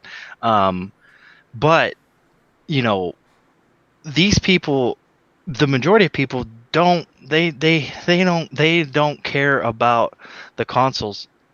The majority of them, they'll just go on their TV. Majority of people will just go on their TV because they know their TV has those apps. And most TVs nowadays are smart TVs. So all those all of these TVs that you're buying now, they all have the apps. Every single app that you're looking for, they have them. And it was funny because I actually signed up for Paramount Plus today, and I didn't see, because they had a list of providers or people who you can play this off of, an Xbox One, PlayStation 4. There was no PS5 or Xbox Series X on there. I'm sure they probably are. The apps are probably on those systems. But I didn't see anything for my Sony TV. And then I went on to the app store on the Sony TV, and it was there. So it's like all these apps are on our TVs. A lot of people are just not gonna go out and buy a console or something like that. So I really don't see this as a big issue, and and that's why I think that people aren't making it a big issue, because honestly, people just don't care about that stuff. They're like, oh, I think you Netflix? are assuming way too much, sir. No, dude. Trust me. People do not care about renting or buying movies anymore. Hey, I'm a lot of people care about Netflix. They care about subscriptions, dude. Nowadays, most even people who work in the film industry, they rarely ever buy movies or rent movies anymore. They usually just either go on an app or they steal it from Cody. Period. That's just how it works now. It's not like how it was back in the day. I wish it was. I mean, back in the day, you'd have to actually go to Blockbuster and rent a movie, or you'd have to, buy it at the store. I wish it was like that still, but it's not. And are we better off for it? Maybe. We'll see when the future comes. Shout out to Albert. He had to put it in there. Dark is always right. Well, I mean, no, dude, I don't think that. Albert G is agreeing with your opinion. Yeah. So do you want to change your opinion real quick? I don't know, bro. No, I mean, I'm not changing my opinion because I don't. I work in the film industry, and I see it. Dude, making hemorrhoid cream commercials is not working in the film industry, okay? Okay. Only but I fans see in the it. film industry. I see it from everybody. Everybody's just like, oh, did you see that show on Netflix, or did you see this, or did you see that on Amazon Prime, or did you see this on Hulu? They don't care about renting or buying movies. Yo, did you buy that movie on Movies Anywhere on Xbox? And I'm like, yeah, I did, bro. Yeah. No. Yeah, no one's doing that anymore. Dude, I even have the final season of The Last Airbender. I got to get the other 2 seasons as well. Well, that's an awesome. You guys are thinking from the perspective of a gamer and people who play games on. No, I'm just old. Play majority of games. You just buy consoles. What do? As gamers, we buy consoles. But if you look at it as a whole, around the world, people aren't doing that. They're freaking, apps. That's it. I don't know. Like, I was surprised by this because, just like the whole digital versus physical sales. Yeah, you are, because you're in the gaming community, dude. That's why you're surprised by it, but I'm not. I was talking to the chat, sir. I was talking to the chat. But no, like I again, taking away that option, I still feel like there is a community out there that would benefit from this option. I don't feel like the money that they put towards this is a lot. I don't see how it could be a really substantial amount of money to have that option on your system. So yeah, no, I'm a little like, what are you doing here? You're alienating a demographic, whether it's a minority or whatnot. You're still alienating them, and then restricting that option from them and kind of forcing them to go more subscription based. So I look at it the same way as hard copy gamers, people that like to buy hard copies, and compared to what's going on with digital. Yeah, that's exactly what I was just saying. Yeah. No, I just look at it the same way. It's just that, I think you're right. It's I know that we're the minority, because I agree with what Otter was saying. It's just that, okay, so that aspect is fine, but the other aspect, if somebody says, well, we think that we're going to cut back on how many hard copies we're going to produce a year for certain titles, you don't think that there will be people in an uproar? I understand but this that's is a different. That's a different thing. It's dude. but How? this is It's how, though? different. Yeah, how? It's different because physical media is completely different than digital production. So people They don't- can't love they don't- movies like they love their games? So If mean you to tell love me, movies, no, if you love movies like I love movies, you're gonna buy it physically. no, Guaranteed. But you're no, taking no. your own opinion and trying to Right. make it an entire community thing with saying something like that. When Right. some What I'm people- saying is that when you're buying movies and you love movies like I do, or you love it the way that I love movies, you're gonna go out and you're buying it physical because Okay, it's the okay, best quality that you can get. I will just ask you this, Dark, because clearly you love the aesthetic of having the movie in front of your face, and you can pop the disc in. And many people don't care about that; they just want to watch the movie. So, which aspect do you care about more? Do you care about the aesthetic of having that, the cover that used to have like a bunch of stuff in it, and now it's just a disc, and that's all you get? Or do you enjoy just watching the movie? That's my point. I mean, I enjoy watching the movie, but I enjoy the quality of the way it looks. What do you mean the quality, dude? What do you? Because It's quality, that California internet, apparently, bro. No, I'm sorry. no. The Hard quality of copies gives a physical better, yeah, physical media is better than than you digital. watching yeah. and streaming it. or Okay, streaming it. but I will say this. Okay, maybe that's true, Mhm. but I can stream in 4K. No, it is true. It's not maybe it's No, true. no, It is I can stream in 4K, and I've watched better movies streaming than I have I or guarantee you TV have not. shows. You have Yes, not. I have, dude. You have not. Yes, I Okay, have. well, Yes, okay, I have. we're going left on the You really main have not. point of view. What I'm saying? So Crispy, like, really back in. It doesn't really matter about that, but I get what your point is, because I think you're agreeing with me and Bot. But go ahead, let them know, because I think that Dude, Dark is we're being getting to the point yeah. where Thank you. these streaming services are going to at least bring the quality that you consider, They even look though Yeah, they look good, but they're No, not the quality of disc. They're just not. the quality. Okay, so hypothetically, I can subscribe to a service. All of a sudden, a movie that I want that comes out, and it happens to be on that service. So we'll just Wonder Woman is not the greatest movie. I'm a type of person that loves story and everything else. Not the greatest movie, but visual wise, from what I streamed from, it looked incredible. Okay, so here's the point.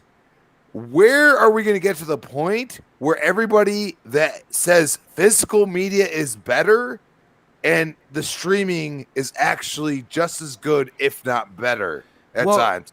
Because it's Okay. instantaneous to your. Crispy, you want to watch? Crispy. Yeah, but I'm Crispy, not Crispy, saying that it Crispy, looks bad. Can I jump in here real quick? Hold on, let me check the channel name. Yeah, I can jump in here real quick.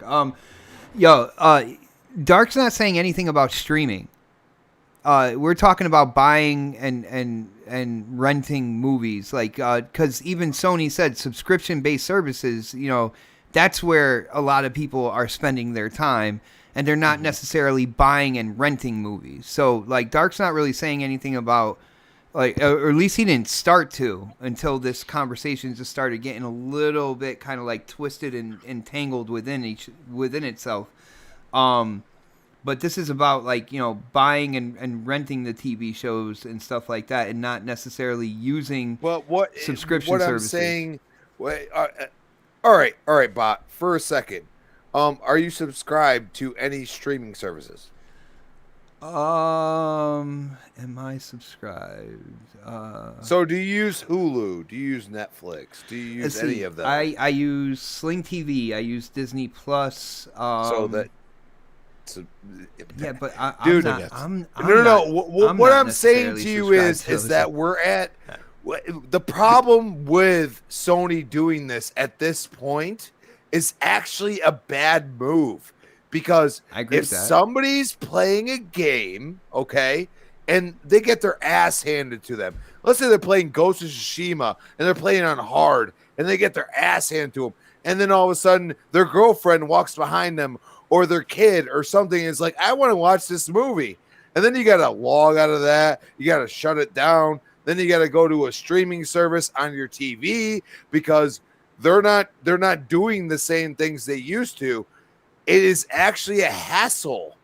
Okay. How is it a hassle if you actually have to do the same thing to stop the game and then go to the movie to go to the media part of the console to watch the movie? Literally using your controller, which I can do. All right, we get a little long on this topic. Let's move the fuck on. I mean, I mean, the point is missed. I mean, quickly, I'm just saying this. Bot just kind of made the point that I was trying to make. Is basically, okay, he doesn't have a lot of the apps. He has a couple. There's a lot of people that economically they just can't put that into their budget because over time, because you paying movie sales where you could buy the movie. Yeah, but if you can catch that movie on a sale on your console, and look, like I bought like I don't know, like 10 movies. They were like $4.99. Like, bro, like. And that's the thing to me. It's like, well, you can find those movies elsewhere, though. You can find those on Amazon Prime. You can find those on. But you just missed what I'm saying, though. But not everybody's going to have those apps because they have to pay monthly into them. They only maybe have one or two. You don't have to pay for Amazon. You don't have to pay if you want to. But if they have a console, if you want Prime, yes, you have to pay for it. But if you want to just buy or rent a movie on Amazon, you don't have to pay for that. I know that, but I'm saying overall, if somebody has a console and they're used to just having, their one or two things like the one or two apps, right? And then they can go into the console store, whichever console it is, and they can see that there's deals there, and that they can get those movies for the deals. Yeah, they can go to Walmart and go look into the bin and go pick movies for $1. I know that, but for some people, it's just the convenience of it. It's not like I'm saying that it's wrong for what Sony is doing. It's just one of those things. It's just a missed opportunity it's just one of those things where that's why I brought up the hard copy situation is that if this was hard copy games versus digital games, there would be a crazy uproar. But because it's movies, and that's why I think that, look, yeah, it's a gaming console. It's more important, but you're not looking at the overall picture. If you're taking something that people are used to, that's going to be problematic for them, brother. I got 93 movies that I bought on my Xbox. Yeah, I got about like 80 something. Yeah, so I mean, but anyway, let's go. All right, guys. Let's move to the Elden Ring gameplay leak. Yeah, you can shut that off now, man. Yo, shout out to the chat and shout out to the panel. Like, I thought that was an interesting topic, and I didn't think that people were going to be so passionate about it, though, man. That was crazy. You're talking about movies, dude. Of course, I'm going to be passionate about it. Oh, you shut the fuck up, all right? It's my turn to talk. It's my time. I got the big boy pants on now. Anyway, let's get into I think it was back a couple days ago, like March 1st or so. Basically, it stated that the Elden Ring gameplay was leaked out. There's videos out there. I did share the link in the DM for the panel, so I hope the panel got a chance to check that out. It's basically somebody recording, the game being played on a TV screen. So, they're using like a phone or something like that to record, what's going on a TV screen. Somebody's either testing it or whatnot. You got these words confidential going all over the place across the screen. For people who don't know, Elden Ring is a game that was announced. I believe it was in 2019. It was announced, and it's a game from Software, same people that do Demon Souls, and it's Hero, yeah. It's one of those. It's the I like to punish myself group of gamers out there. And this one, Elden Ring, is actually put together by Dark. Is it one of the writers of Game of Thrones? No, it's the writer of the Game of Thrones what is it? It's I forgot the name of the books, but it's George R.R. Martin that's doing it, but that'll probably be like 10 years from now before we ever see that game. So I'm just saying. Well, I mean, we saw what was supposedly leaked gameplay. So Dark, I'm actually going to go to you, man. Did you check out this gameplay? Yeah, I did. All right. I got to ask you if you think it's real or not, and then after that, I want to hear your opinions on what you saw, man. It's possible that it could be real. I mean, it does look like a game we've never seen before, but it also could be something that was it could be stuff that was taken out of a game that we've seen before or something like that. Because I mean, it's so easy to put that type of wording on a piece of film or on a video. It's so easy to just type in something like that. Do I think that somebody would be slick enough to do that? Yes, especially in this day and age. Oh yeah. But I mean, it does. If this is real, it looks cool. But I mean, it looks, and I know it's from the same people who made Dark Souls. It looks too similar to Dark Souls to me. Which I kind of got that vibe too, bro. Which kind of is it's kind of like, I wish they would go into a different direction. But dude, they got Sekiro was riding. good. They got horse riding, and you can do combat while on your horse. I understand that. Like, I get that. Like, I knew that we all knew that they were gonna do that, but I don't know, dude. I mean, I love those types of games, but I get to the point where, especially like Demon Souls. I didn't finish Demon Souls. It was just like I didn't feel the challenge in Demon Souls. And if they and I know that it was Blue Point Games who did the remake. I understand that, but they really didn't. I mean, they upgraded it. They made it look pretty, yes, but they didn't really change anything that was mechanically, They didn't take out anything that was like gameplay wise from the Demon Souls or Dark Souls universe. So it was kind of like it felt, I don't know why, but when I first played Demon Souls, it felt a lot harder. When I played this Demon Souls, it felt so much more easy. I don't know why it felt like that, but it just did.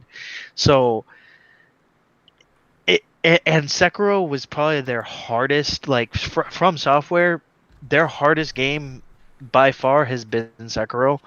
And that was a good game, but it just, I don't know. I don't know how they can deviate from Demon or Dark Souls for this game when it's basically like the same like you're going to Ireland.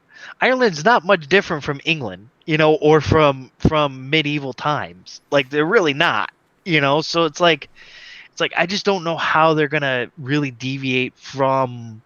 I mean, yeah, they'll deviate with the lore and the creatures and things like that, but I don't know how they're gonna deviate from like the weaponry and the gameplay mechanics. You know, I kind of want to see them go into a different direction.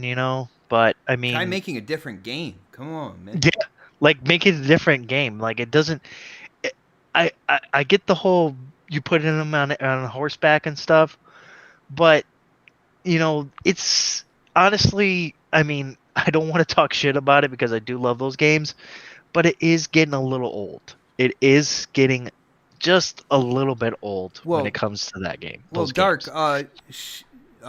shot him up, shoot him up, shot him up, fight him down. Basically said it's going to be an open world Dark Souls, and that is kind of what they were hinting at. Like it's supposed to be on a bigger scope, and they're the developers saying that since it's on such a bigger scope, the gameplay, the fighting and stuff feels different than previous From Software games. Which I hope so. But in the little snippet of trailers that we were looking at, I was like, it looks so much like Dark Souls, and I was just like, I was a little disappointed when I saw it.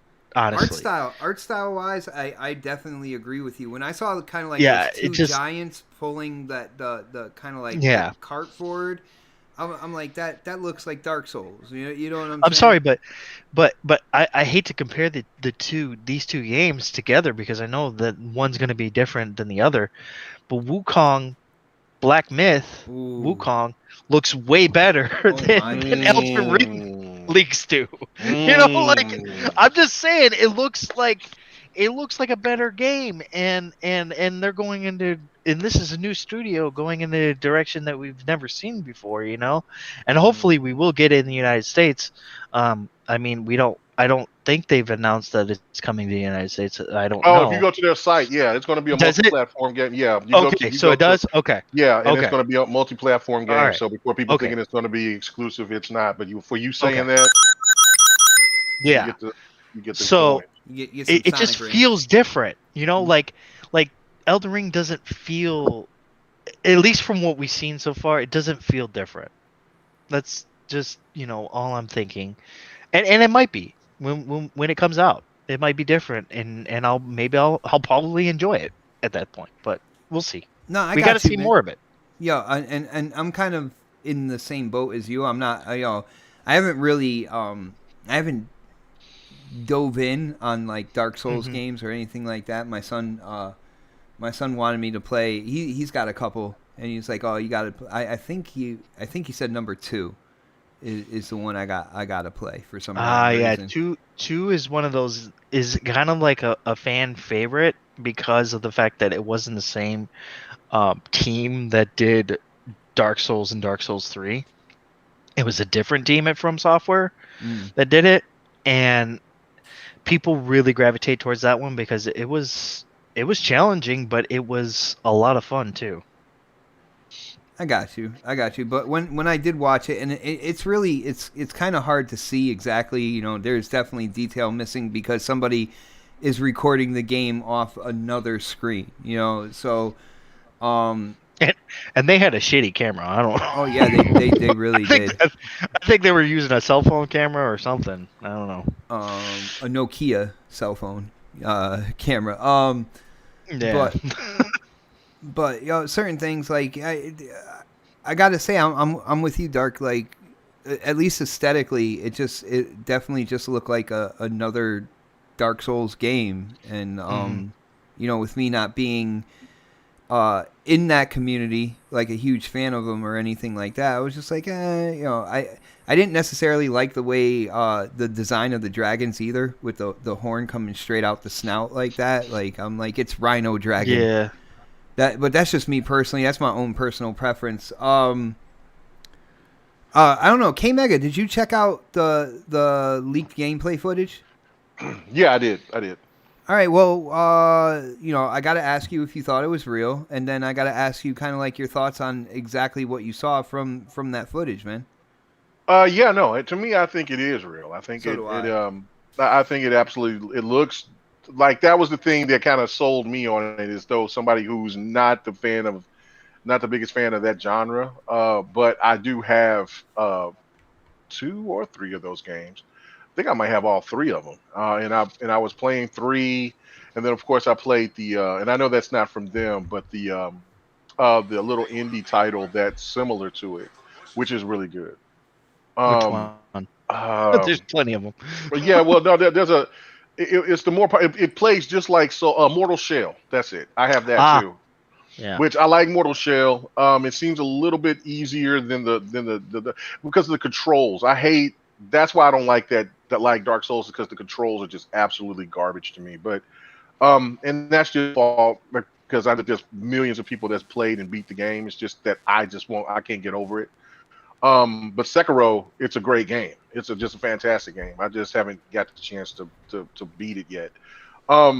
But I think for the game personally, I think that they dumb it down some for it being an open world game, and also that the pressures from the media, from the gaming media, wanting the game to have an easy mode. So I don't think that they'll go that far, but I think what they'll do is that when they're going to make the game that big, that not every enemy is going to be that difficult to defeat. And I mean, you can't have a wolf or a little, some animal fight the same as some big, giant boss that you're going to fight. So I think that I think for people, it's going to be an acquired taste because it's not going to have that same familiar feel of what they know from the Souls game. But for people like me, okay, I can go through all this point, get to a boss, maybe have to fight him 100 damn times. But once I figure out how to beat him, as long as the controls feel right, then that keeps me into the game. Because I have no problem with playing hard games. I just don't want the game to feel like the boss has more of an advantage than I do because the controls aren't working to my advantage. So that's why I'm not the fan of the Soul games. Um, but yeah, no, I think it's absolutely true. It looks great from what I've seen. Like, I mean, very original. Seeing those big creatures carry that crate, that cart or whatever, and walking around like, it looks good. It's just that, of course, if you're a Souls fan, then there's going to be a lot of familiar stuff to it, and that's where I don't know if if a lot of people are going to feel like Dark feels, but I think they might. But for people like me, if it's going to be if the control's going to feel a lot better, a lot tighter, then it'll be something that I'll definitely be willing to jump into because that's my only thing about those Souls games. Well, they have tightened up their controls, right? Since then, because they made Sekiro, and Sekiro Right. has a lot more tighter controls. So Yes, a I could lot see better Elden Ring control. being like that, more Yeah, and I hope tighter so because controls. that's the only thing that's got me into into the Souls games is that like I mean I'm fighting this creature and I'm like, man, jump, move, and the next thing you know, you swiped and you killed. And then after I fight him for like about maybe 30, 40 times, I'll come back again, maybe like, a couple of hours later because it's stuck on my mind because I want to beat him. And I'll do it like that whole day. And I still won't beat him. And then I'm just like, you know what, I'm done. And then so that's that love hate for it. But because I really want to get into the game, but it's just those things that holds me back. But Sekiro, that game is just an awesome ass game. Nice. Let's go to Crispy on this one. Crispy, did you check out the gameplay footage? Yes, and I believe it to be true. Nice. And so with that being said, I'm not sure. I've never heard you really talk about like Dark Souls or anything like that. So I'm not sure if you're a fan of that type of game. But what did you think about like the footage that you saw, bro?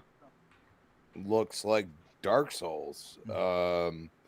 The only thing that, from what I've read, they're trying to do is allow you to create your own character, which apparently is few and far between the Dark Souls Mm-hmm. realm of From Software. So, I mean, that's a big thing for them, I guess. No, I mean, were you they've always had create a character. after the fact, or No, they've always had created a character since Demon Souls. Just the only one that they didn't do it with was Sekiro. the only one they didn't do it was Sekiro? So, what was created the character? Was it like changing the armor? No, it was changing your face, changing everything about the character. You get to customize the face, but then they put the helmet on and you don't see it at all. Well, I mean, that's what I'm asking, but thanks for the clarification, because they're acting like this is the biggest thing, and they have George R.R. Martin, who has done many of the good old God, I don't even watch Game it. of Thrones. Game of Thrones. Which is his done- only great book series, by the way. Well, he has many. It's God. so- It's godlike. read them? That's all he needs. Have you read them? Because I've actually I've read I've a couple of his books. I've read his Game of Thrones, some of his Game of Thrones stuff, and I've read Yeah, but that's some of coming his off of sci-fi the stuff show, that just dude. is not like, come on. I need You know guys what I to stay on mean? topic. So- okay, stay on topic. So apparently he they all want to work together all of a sudden. So you should be excited about this. Elden Ring, Mr. Dark Optimus, # Angry Otter. You should be excited about this because you're a huge Souls fan. So but I'm not excited about it. you're not Not excited with- about what you saw, because that was some not with- ass footage right I mean, I'm not excited about what I saw. I'm not excited that George R. R. Martin is collaborating with him, because I don't. He's done one good thing, and which was Game of Thrones, and that was it. Garen, believe me, that's there. One good about thing as far as a TV show. No, he wrote the books. He's written other books too that are they're terrible. They're crap. Wow. Bruh. Yo, for real, bruh. All the books are crap. Everything's crap. According to Dark. I wouldn't say everything he does is crap. I'm just saying the majority of his stuff is crap, and I'm not really a big fan of his. That's great. Let's stay on topic. I'm done. He Okay. just already made my point. There you go. Yeah, Objectiveness. Objectiveness is the key. Are you objective? Yes, you are. So you apparently want another Demon Souls remake. You want all the remakes. That's the way I feel right now. Okay, and on that note, I am going to bring it to Predator now. Pred, you heard the questions. I said, hold up. Wait a minute. Something ain't right. Yo, for real, that was perfect. Yo. But yo, Pred, you heard. I'm gonna, I'm asking everybody if you checked out the gameplay, if you thought it was real, and what did you think about what you saw? Saw the gameplay, thought it was real. Looked like Demon Souls, which is not what I was expecting. I thought it was going to be more of again, this is a small video. There could be a lot more going on in this game, but going based off what I saw, it looks like a Demon Souls game with maybe just a different story, obviously. So I was really expecting a more in-depth RPG, like a Skyrim type RPG, and again, it may be that, but what I saw, it just looks like an open world Demon Souls, and maybe we can have more options within the game that not necessarily character building stuff like that. Like there's more shit to do than just go from point A to kill demons and do this and do that. But it's early. even Dark said like you won't see this game for 10 years. But a lot of people are asking for this. It seems like every time we see an announcement of a a show, all I see is Elden Ring. Elden Ring's gonna be there. Elden Ring this, Elden Ring that, and I'm more excited about Avowed, to be honest with you, than I am Elden Ring. But that's just me. I just think that game's gonna be super special too. But I don't want to get my hopes up for something that is probably gonna be, another 3 years down the road. And I just the fact that everybody's asking for it, I think everybody's already hyping it up too much. Just we know it's coming. Just wait. The more you talk about it, the more you think something's gonna happen. The more you think like it's gonna get shown at every event, and it doesn't. You're gonna get disappointed. By the time it comes out, it's not gonna be what you want it to be. Case in point, Cyberpunk for some people. So let's just chill out for a little bit. Let's wait for they actually have an official Watch your announcement. damn mouth, Fred. I didn't say Cyberpunk was a bad game. But Okay. like, as much as people hyped that game up before it came out, I've not. It's heard a bad anybody- game, dude. I'm sorry. I played It is not a bad game. It's not That a game bad is game. amazing. But It's the not thing a is, bad I've game. not It's heard a broken anybody, game, but it's not a bad game. I've not heard You anybody love talk you about love driving Cyberpunk. those cars. Hey, I'm talking. Chill. Woo! I've not heard anybody talk about Cyberpunk since it released, since the first couple of. I mean, other than having problems, no one's talked about it. So, like we were all hyped up for that game when it came out. As soon as it popped out, we played it. It was broken, and I've A not lot heard of people anybody hype that shelved game it until it gets Yeah. completely patched up. Yeah. So I mean, and that's what I did. I put it on the shelf. I mean, I haven't touched it, and I'm waiting on them to patch it. So I mean, like it's just it is what it is. But like everybody's doing this with the same game, with this game, and when it comes out and it's broken because we wanted it so bad, they pushed it out early because they knew everybody wanted it. It's broken. I don't want to hear anybody talking shit about the game. So just chill, relax, let it come out, let them finish it. We're gonna get some leaks here and there, but like if this was real, it was real. If it's not, then whatever it is, But I will say it does look like Demon Souls. Well, Pred, you bring up a great point about like anytime people talk about seeing new games and stuff like there's like this certain excitement about Elden Ring. I think part of it is the fact of because there's this whole weird thing going on. I think it's called console wars or something like that, and because it seemed like because Elden Ring was shown on Xbox's stage and stuff like that, and it seems like Xbox might have like the marketing rights and stuff. There's people excited just because of that as well, because last generation PlayStation got Bloodborne as like kind of like exclusive from Software, and there's people that are taking up tallies and seeing what games go where and which ones are exclusive, and they want that one kind of like Dark Souls game that is only on Xbox as well, or promoted by Xbox or something like that. And I think that's part of it. But I also think people want to see something new.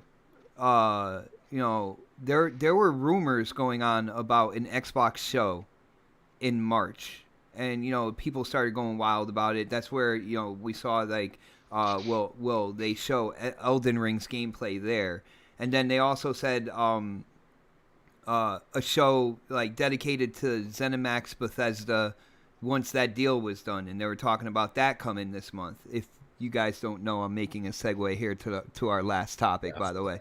Yeah, is what I'm doing. So, and I'm gonna stay with Pred on this one. Pred, Aaron Greenberg came out and basically squashed anybody's kind of like hopes and dreams that there was going to be a big gaming announcement, big gaming event from Xbox with brand new gameplay and that stuff. And if you read the room here, I feel that Xbox might have missed out on an opportunity because it seems like we're at the peak of gamers wanting to see something new.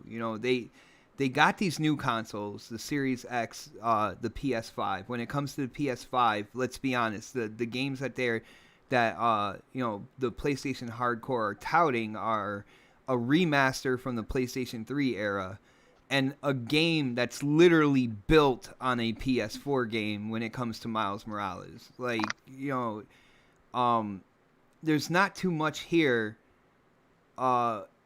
with both systems to kind of like tout the whole kind of like next generation thing. I know Ratchet and Clank should be coming out this year as well, but there's really not a lot there. And it seems like the gaming community, they really want to see something new. They want to hear something new. It seems like they want an event. They want a show. Nintendo did their thing. PlayStation did their state of play. People really weren't happy with those shows. I feel like Xbox missed an opportunity here. So, Pred, what do you think about Aaron Greenberg coming out and kind of like squashing people's hopes and dreams? And do you think, if you read the room, did Xbox miss an opportunity here to kind of come out and be that company that shows people something that they didn't see before when they wanted it? First of all, it was a long ass segue. Second of all, I do It's Segway XL. segue extra. Can we stop with the Sonic shit, please? For the love of God.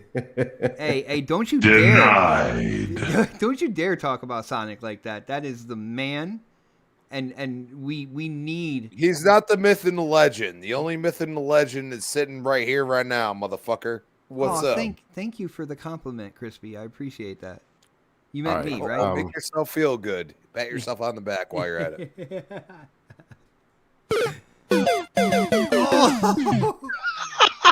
But go ahead, Pred. What do you think, bro? So I do think they missed the opportunity, but this won't be the first and the last time that Aaron has said, this isn't going to happen, and it does. But I don't know. There's two sides of the coin for this, because like sometimes they'll come out and say we're not doing this, and then we still think it's going to happen, and it doesn't happen. They were like disappointed. They're setting the stage for the disappointment. Like they don't want us to be disappointed. So they're telling us that's not going to be there. But if it's not, I'll say it this way: if not just that game, just like the hype, like you said, Sony did an event, Nintendo did an event. Now everyone's looking at Microsoft. Okay, what you gonna do? You got all these studios you purchased. You finalizing this other studio that you bought, the ZeniMax deal, and then you have rumors circulating that you're gonna come out with a show, right? He never said there wasn't a show. He just said that we don't have any new announcements, right, or anything like that. So, so I still think the show's happening, and if it does happen, the fact that they're not bringing something new to the table, I think will be a huge misstep for them, because you got a brand new console out. It's doing pretty well.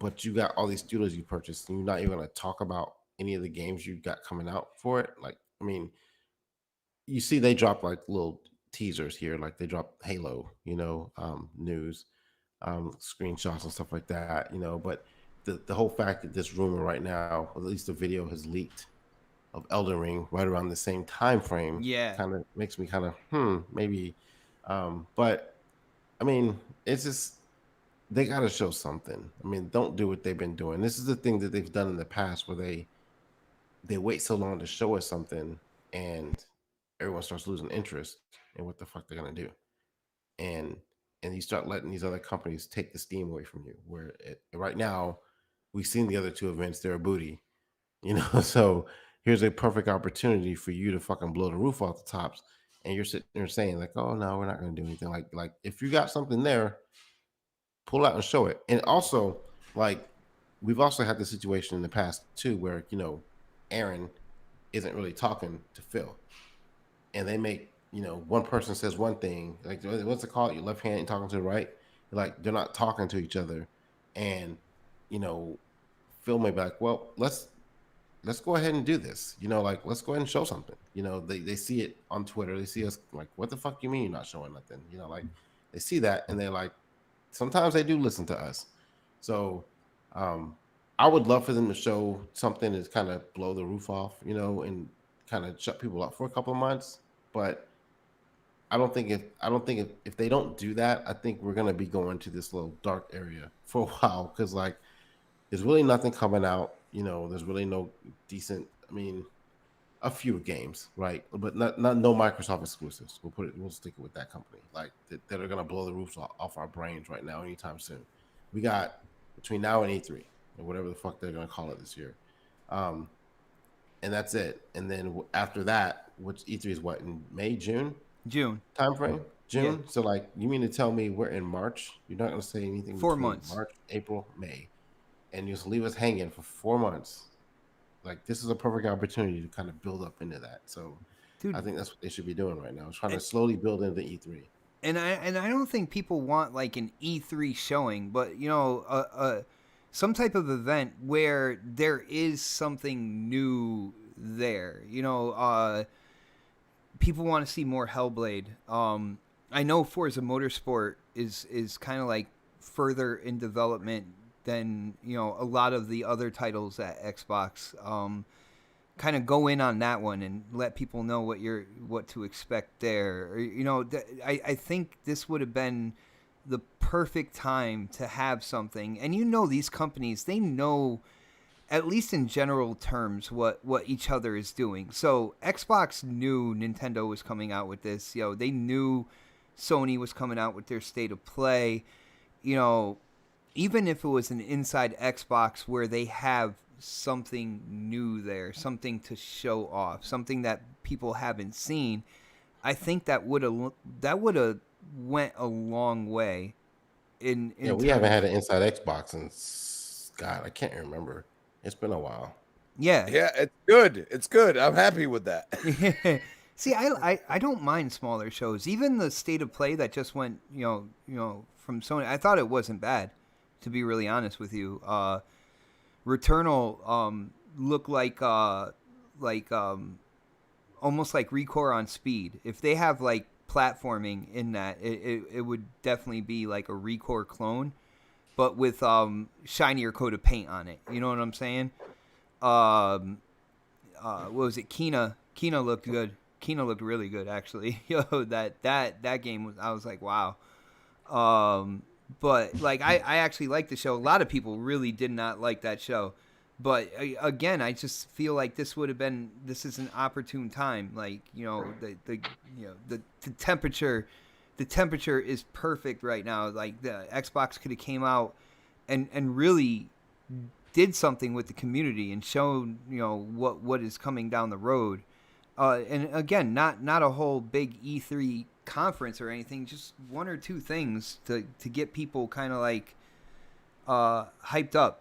You know what I'm saying? I don't know. I feel like they would have scratched that itch that the community has right now, and I think the community would have really respected them for that. But I don't know. Yo, Dark, what do you think, man? Aaron Greenberg came out, squashed any idea of like big announcements and stuff in March. There were rumors going around of an event, whether it's Bethesda, whether it's an event where they show Elden Ring's gameplay.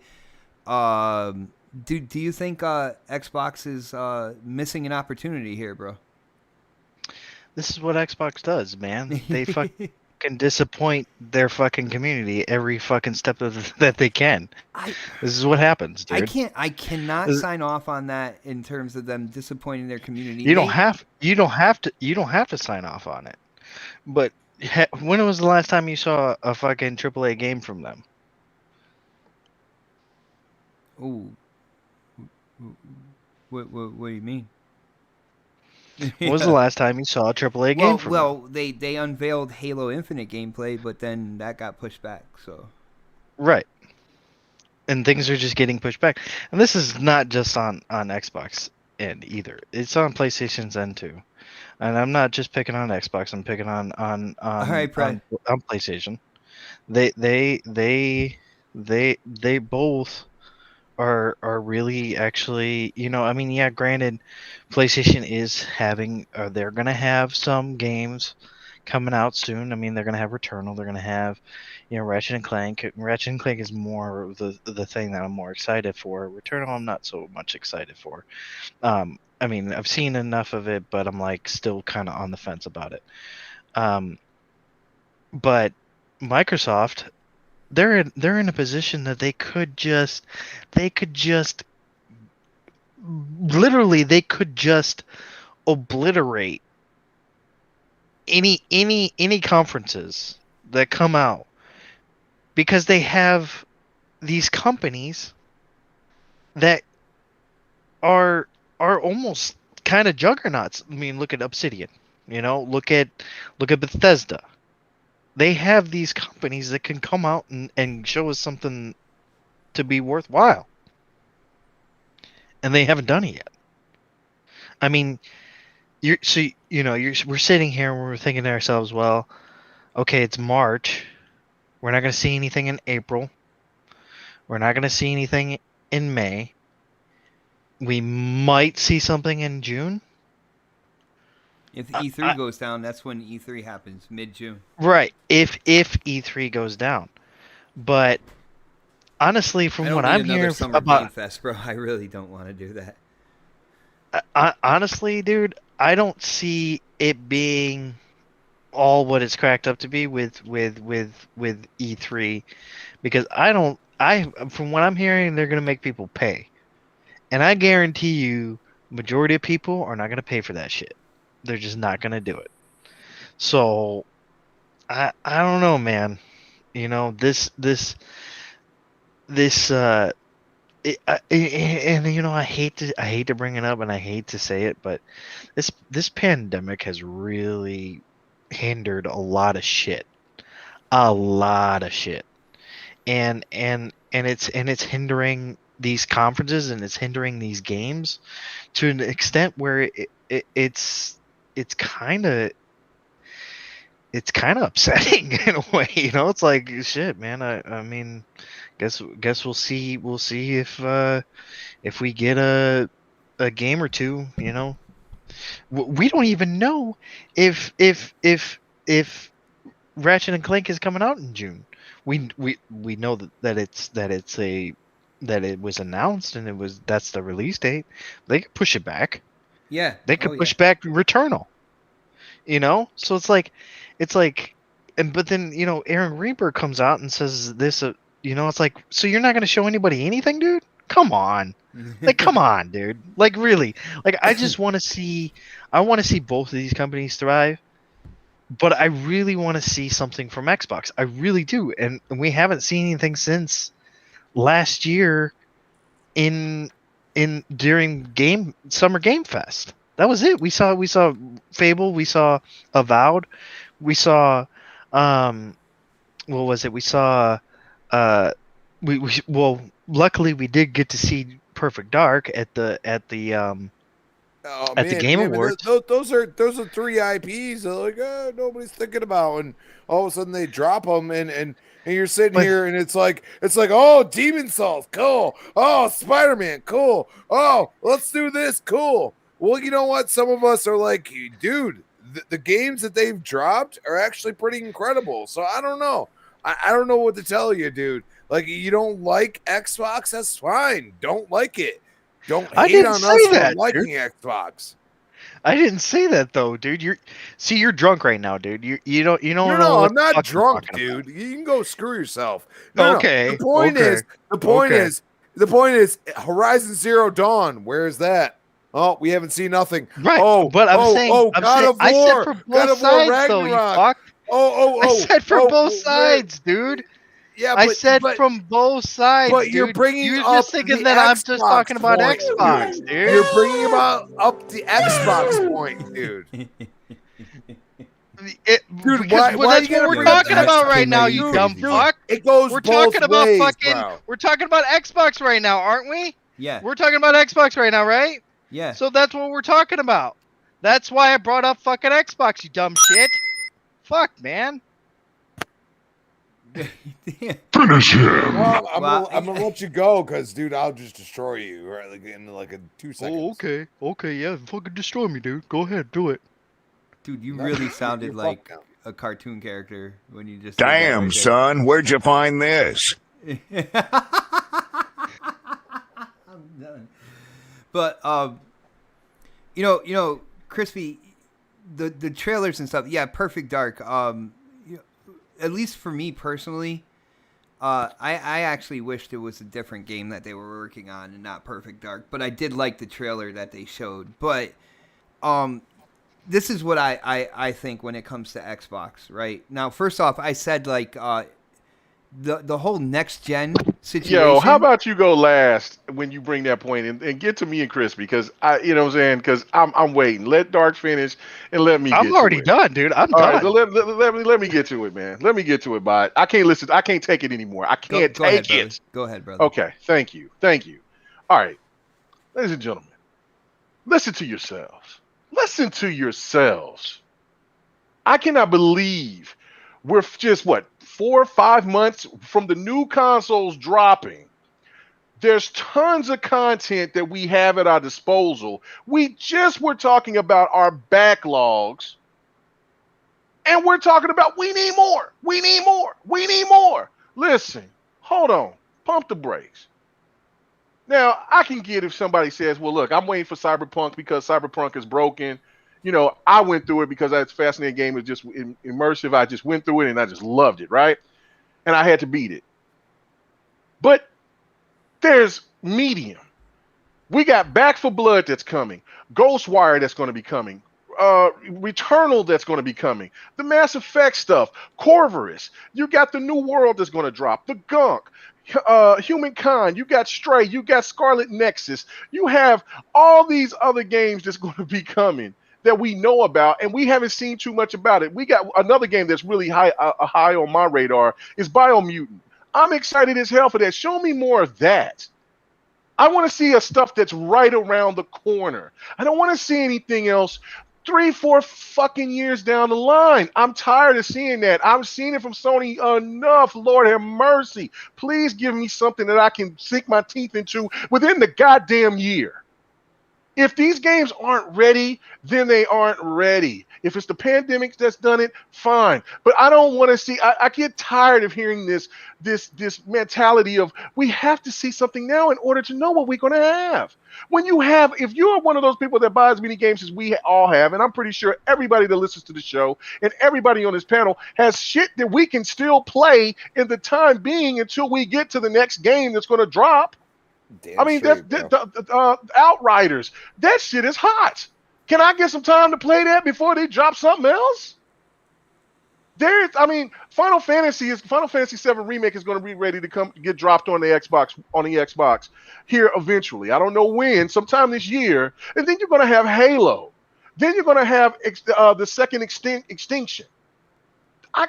Bro, come on! I want to see more of that stuff. Show me that. See, the thing of what Sony does, people want Xbox to do what Sony does. I've never accepted it. Yes, when they did it, it's fun for when shit is really dry. It's not a dry time. There's games that's dropping, ladies and gentlemen. Well, there's games that's available. Well, K-Mega, can I say sure. something real quick? Yes. For me, and I have been I've been ridiculed by other YouTubers and stuff for saying this. I feel like this generation, when it came out, you look at like the launch lineups of previous generations. This is one of the absolute slimmest in terms of offerings. All right. The way I look at it, Xbox really did put a lot of their eggs in the Halo basket, and then they had to delay it. Right then and there, when they had to delay it, knowing that they put a lot in there in terms of their exclusive content, their first-party content for their brand new consoles, right then and there, I would have changed up my strategy on how to promote what is coming as well.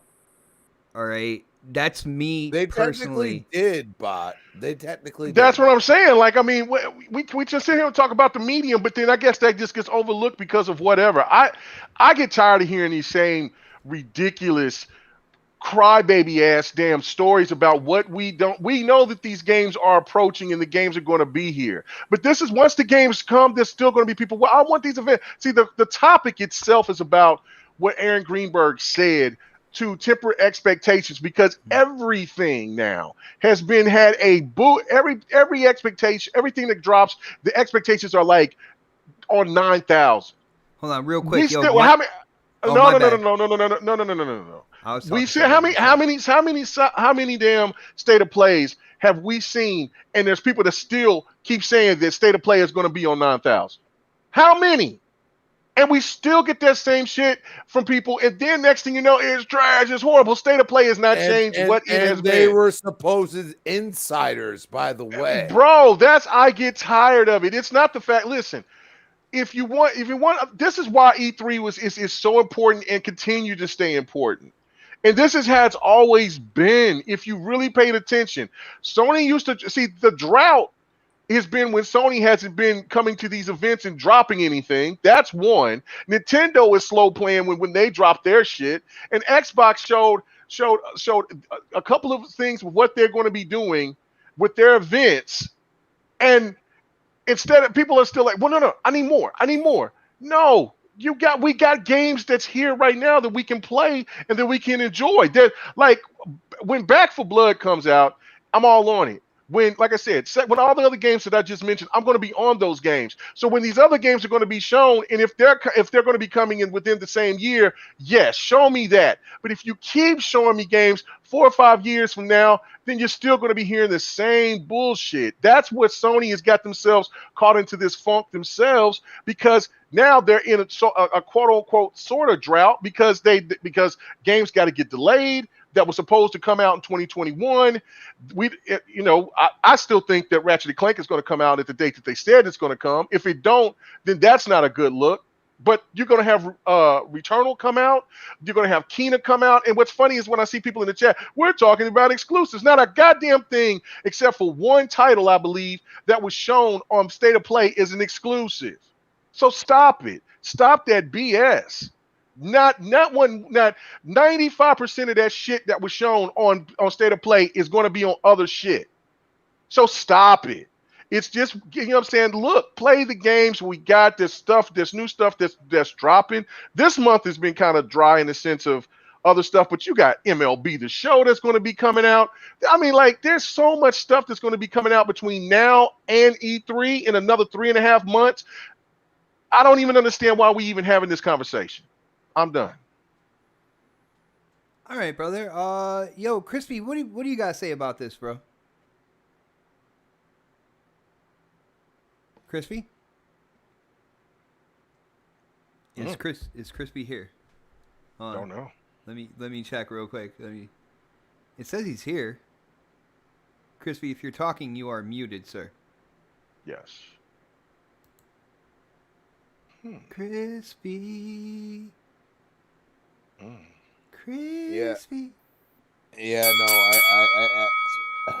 I oh my God. Yeah. Well, all I gotta say is that if the games that PlayStation has shown, at least in the State of Play, came out on Xbox immediately, there would be a problem.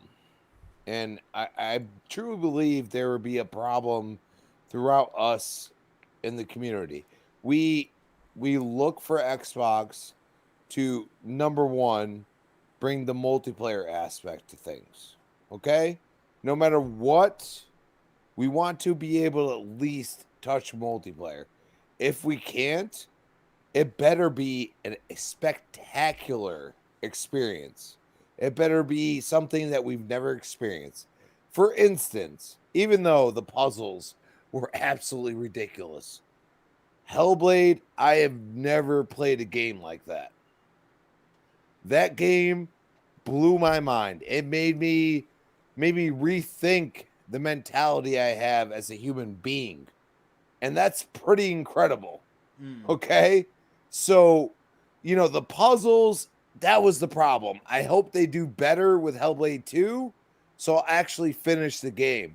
But getting halfway through it and hitting those puzzles, they're mind-blowing, but they're also too hard for the casual gamer. And that's where I feel like Xbox sometimes hits the nail on the head and then all of a sudden throws it to the curb and says, okay, this game is great as itself, but then the gameplay kind of is trash. at the end of the day. Now, it's not the actual gameplay. It's not the slashing and fighting and everything else. It's the puzzles and this and that. That was actually a major problem with Recore for a lot of people. Okay? Stop overthinking things. Xbox needs to get their shit together. You have games like Last of Us, everything else. Great story narrative. But if you really look at the gameplay, it is generic. It is what I've experienced in my entire life of playing games. It is not that huge, but it blends into the story and it makes it feel visceral and new. And that's the whole weirdness. You know, PlayStation's on a high horse. They have all of these games that are single player, that are story driven, that are very visceral at the same time. And Xbox continues to go to the multiplayer totally. But the single player matters to people. Can we go across the board? Because both companies at this point in time, right now, as we speak, have two different thought processes. At least from what I've seen from gaming. Godfall, for example, was supposed to be this great multiplayer game. Who the fuck is playing it? I want to know. Anybody that has a PlayStation 5 right now, who's playing it? That's it. Dude, we have to realize that you enjoy the games you want to play. Okay? Play Division 2. Half these people on here, in the chat and on the panel, do not want to play Division 2. I love that game. That game is great, especially with the DLC. But that's Ubisoft. Don't put me in that pan. Don't put me in that. I'll play Division 2. I love Division 2. But they gave us a great DLC. Warlords of New York is a great DLC, and they delivered on that promise. And they made a certain aspect of that game turn into the story of Division 1. And the story of Division 1 was great. The gameplay sucked. You know what I'm saying? So why give up on things? Like, I feel like Sony lately has been giving up on things. They put Destruction All-Stars immediately into PlayStation Plus. Like, oh, this is nothing. This was supposed to be a launch title. You already had Astrobot as a pack-in game for the console itself. Like, these are some of, especially Astrobot. I mean, nostalgia, dude. Like, that's a lot of nostalgia. And it's like, why did you do that like so quickly? There's a problem going on. And Xbox continue, like, dude, I saw 2K21, like, no matter what you know, what aspect it is in. It's not the up-resed or anything like that, but 2K21. Then you have Madden 21. Then you have AHL 21 for our Canadian brothers. Like, dude, are you kidding me? I'd lost my mind because I was like, for some people, they actually care about these games, and that's the whole damn point. I do want to get back to the topic on it and make, because I said I was done, but I wasn't because I had something else I needed to say. I said I was Sorry done, about that. but I wasn't. Yeah, but I wasn't because I this is the thing to me, is that I love what Aaron Greenberg is doing with this. He's making sure that, because it's going to happen. It is going to happen. Doesn't matter if it's one of the greatest things we've ever seen. There's going to be those people that's still going to say it's trash, that it did live up. Where's this game? Where's that game? I thought this game was supposed to show up. I thought this was going to show up. It's all about Try. That's it. That's what they're going to say.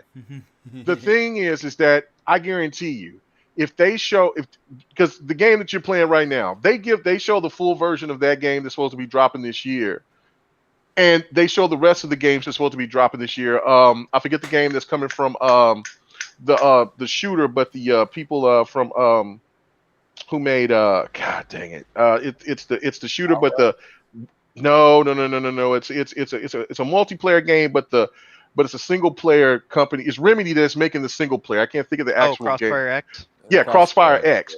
That's what I'm talking about. Show us that. I don't want to see if Outer Wild is not ready to go out. It's not ready to come out this year, and it's going to come out, let's say, late 2022.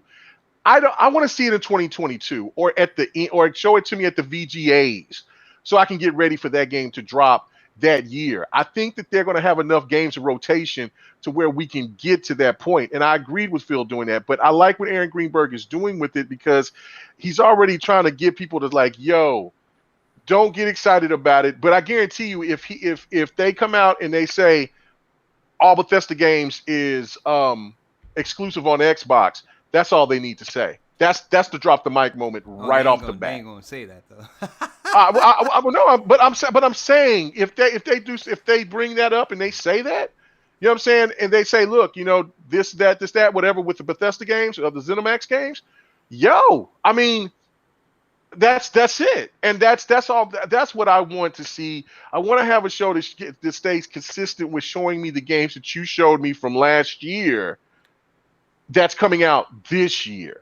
You know what I'm saying? That's what I want to see. So therefore we can get excited for what's to come this year. Yeah, it's cool to give me a trailer or a little snippet or something like they did with Hellblade to get the juices flowing and get us all hyped, which I agree with that. You can do that with one or two titles, but I don't want that to be the future of what Xbox is doing going forward with their IPs. A lot of people are taking it out of context. He said there's no new announcements. Remember that. Right. So that's the point. Like, I mean, I like that. And Pred and Bot was just and Otter was just like shitting on that, like the games that we, you know what I'm saying? Because we were just talking in 2019, 2020 about, oh, this game looks great. This game looks great. This game looks dope. I can't wait to see more about it. Now, since we know about those games that they're supposed to be coming, now we're like, oh, no, I want to see something else. I'm like, can we see more of the games that they showed us? Because I haven't got enough of what they showed with those games. You see what I'm saying?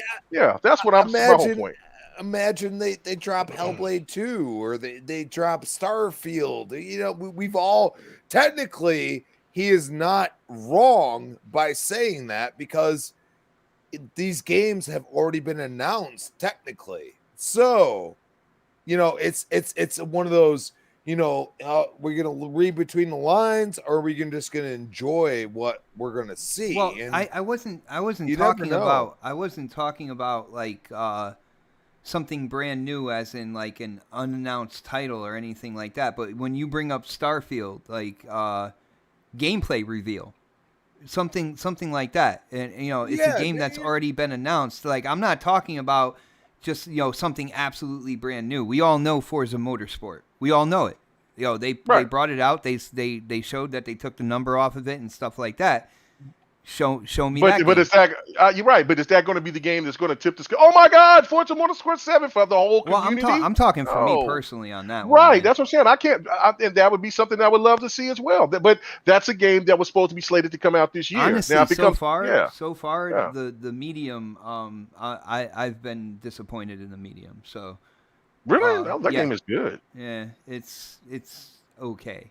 You know what I'm saying? It's like, but you know, I don't know. I just feel like it would have been a good opportunity. You know, when it comes to like Starfield, and you know, Starfield, there's so much hype around that, so much intrigue, so much interest that.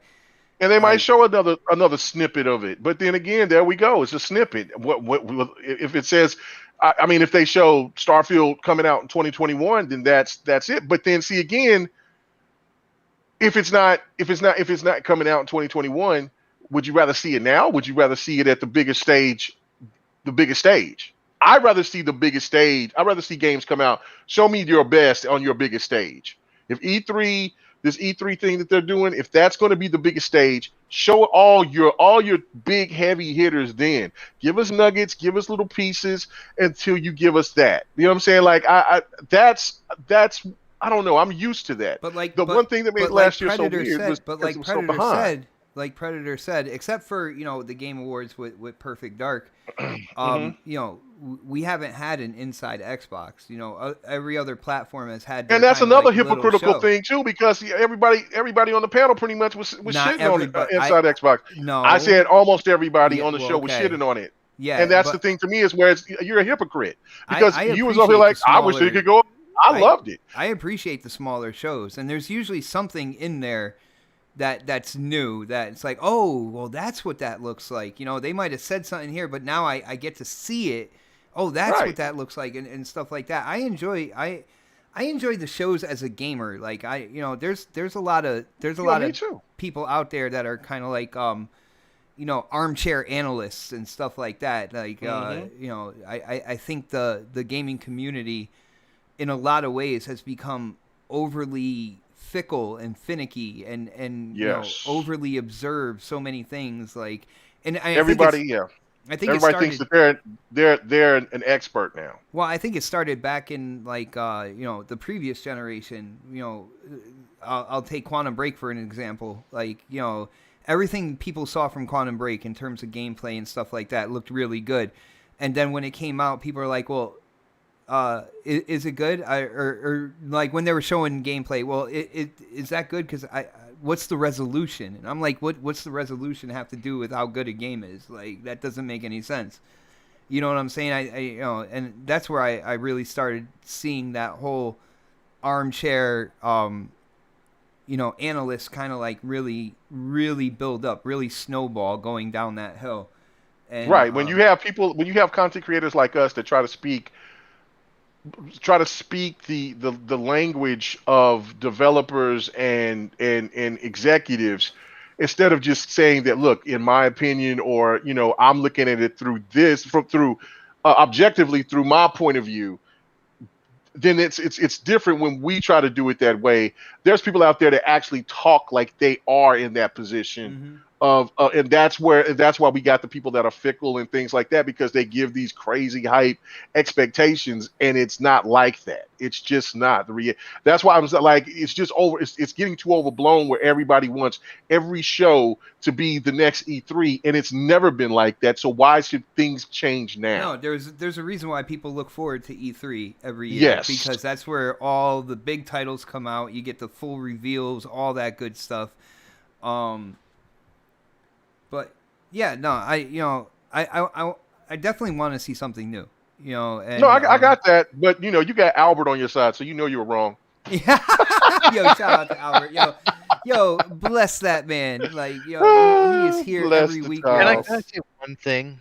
Yeah. Yes, sir. I wasn't when I was saying what I was saying, I didn't mean it as in like I want to see something new. I want to see the same shit you do, Mega. I want to see more of this of those games that were announced already. Like I want to see that stuff. Yeah, and I want to see them come out this year. And, Right. and we haven't heard anything, and that's what's upsetting to me. I didn't know that Aaron Greenberg said that he said that there's not going to be anything new. I thought he was just saying like we're not going to show. It seemed like when I was looking at it, it looked like he said we ain't going to show shit. Like to me that's what it looked. But I read it wrong. Okay, so. But I do want to see those games, man. I want to see them games because Crossfire X looks badass. To be honest with you, Crossfire X does look badass. I don't know what anybody. I don't know. I don't care what people say about that game. That game looks awesome, and I want to see more about, and I want to see more from. I want to see the Fable. I want to see I want to see Hellblade, more Hellblade. Like Hellblade 2, I'm excited for that. Yeah, me too. Yeah, So, definitely. So no, okay, that's the point that I'm making. Is like, look, I mean, I keep hearing, I'm tired of hearing, we need something new. We need something new. They just showed us a trailer to Avowed and to Everwild and all these other games out there, and I'm like, we haven't even seen what those games look like in action. We just seen pretty much little trailers of stuff. Hell, we haven't even really seen what Halo is going to look like after the delay. I need to see those games in action first. Well, yeah, Scorn. and There's I so think- many games. I think a part of it, at least to part of the community out there, and this is what I'm gonna end it up like. This is my final thoughts here, because we're going on 3 hours, and I gotta get up early tomorrow as well. The thing is, like, we didn't get any first party content at the launch of the system. You know what I'm saying? And that gets people to want more, to want to see more, to want to hear more, and stuff like that. Unfortunately, Halo did get delayed, but I don't remember a time where a brand new system came out and there was only one first party game slotted to come out with that system. There was at least a couple. You would have your shooter, you know what I'm saying, but you would have your racer as well. There would be like a couple there, and there wasn't this time around. So it's kind of like on both sides. It's new territory. Yeah, well, with the other side, they have that's the thing, though. second party content, which I don't count there, because I'm talking about first party offerings. And then you look at the first party offerings. Basically, you have Miles Morales, the only one that really came out, and which really isn't next gen. It's a PS4 game. It's not, that's what I'm saying. Right. Like, did PlayStation did come out with the better lineup, but again, so did Xbox last gen. But the point of the matter, it's not how you start, it's how you finish. And again, the industry, and Dak said it right there, it's been hamstrung. So it's not like there's not an excuse behind it. And again, there are people on from the PlayStation and the Xbox can't even get these consoles at a regular rate like they normally could. So it's not that big of a deal at this point. I know, because you have one and I have one, and maybe some others. Some people might. Well, I need to see something. What can make this console look well? But there's people out here. I got a homeboy that hits me up all the time. It's like, man, let me know when you find out about a PlayStation 5. I'm dying to get my hands on one, and if I find out, I'll let them know. But that's more important to them, because they can get able to say they want to see. Because a lot of people, believe it or not, want to see God of War being played at 60, or Horizon Zero Dawn being played at 60, or Ghost of Tsushima played at 60 frames per second, and having the best visuals that it's ever had. That's what's important to them. Spider-Man is just a bite-sized appetizer. You see what I'm saying? So I don't know, man. It's like it is the what cherry it is. on a Sundae. That's kind of what it is. Yeah. I got you guys, and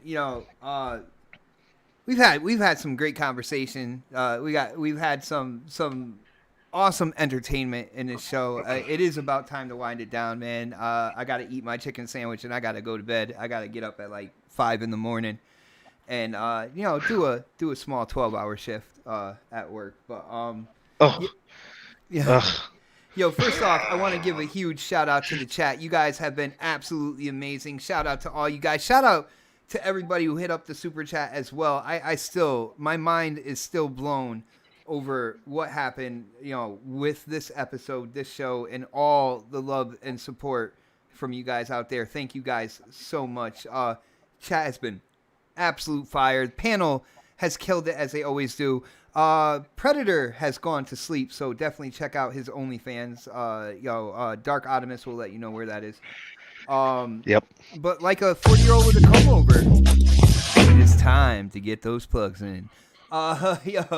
Let's change it up. Let's start with Dark tonight, man. Dark has some of the smoothest rhythm when it comes to his outro. If you don't believe me, just check it out right here. Yeah, you guys can find me on Twitter at Dark Optimus. You can also find me on Xbox and PlayStation at the same name. I'm working on some stuff, so we'll see what comes up in the next couple of weeks or months. That's a pretty Oh, hi. open Thanks for window checking right in. I'm still a piece of garbage. Still a piece of garbage. I was definitely a piece of garbage tonight. I will admit that. Nice. Weeks or months. I don't even know what you're talking about, but I am interested, bro. I am interested. Let's see. Let's go with Crispy, the man of 1,000 podcasts. Our brother Crispy Bomb. Yes, he is on other shows, and he is about to let you know where you can find him throughout the week. Go, Crispy. It is on you, brother. Oh, it's all on me. All on you. I just want to make a shout out to the family of iDizzy81. Rest in peace, brother. Yeah. It's a hard thing to swallow, but you know, I know he would want us to move on and talk about some gaming. So, you know, great things, great writing, by the way. The man was great writer, and he was the COO of the IronLords.net. So, rest in peace, and you know, hope to see you 12 p.m. tomorrow for his basically charity stream / just celebrating his life. And I hope to see you all there. It's at Crispy Bomb on Twitter, Crispy Bomb 28, Xbox Live. We got Breakfast with Boom. We are going to end early, and we are going to, help join that incredible man's, life lessons, as I like to call it, and just enjoy his life. And you can find me on Retro Renegades 7 p.m. Tuesday night. You can find me back here the next podcast Thursday 8 p.m. Nice. Yeah, and definitely shout out to iDizzy's family. iDizzy will always hold a special place in my heart because I had a scare that there was a possibility my cancer came back, and I didn't know. Like I was going out to friends and stuff like that, but nobody that really experienced anything. And I remember hearing about iDizzy and kind of like his battle, not knowing exactly the extent or anything like that. But I've run into him a couple times. I played Minecraft with him like a few years ago with him and Anchorman and stuff. So he was an acquaintance of mine, and I sent him a Twitter DM, and he responded back to me, and he talked to me about things. He calmed me down, and it got to a point where I was able to send him messages whenever I was thinking or feeling things, going through that whole medical situation. And even if he was, in the middle of something or something, he always responded back to me at some point in time. Not really, not knowing me that well. You know what I'm saying? Just being acquaintances and stuff like that. And to have him just with everything that he was dealing with, and what he was dealing with was way more like serious and intricate and complicated than what I was dealing with. But for him to just put all that stuff down and show me that attention and give me that information and kind of like inspiration and stuff like that, that man will always be in my heart.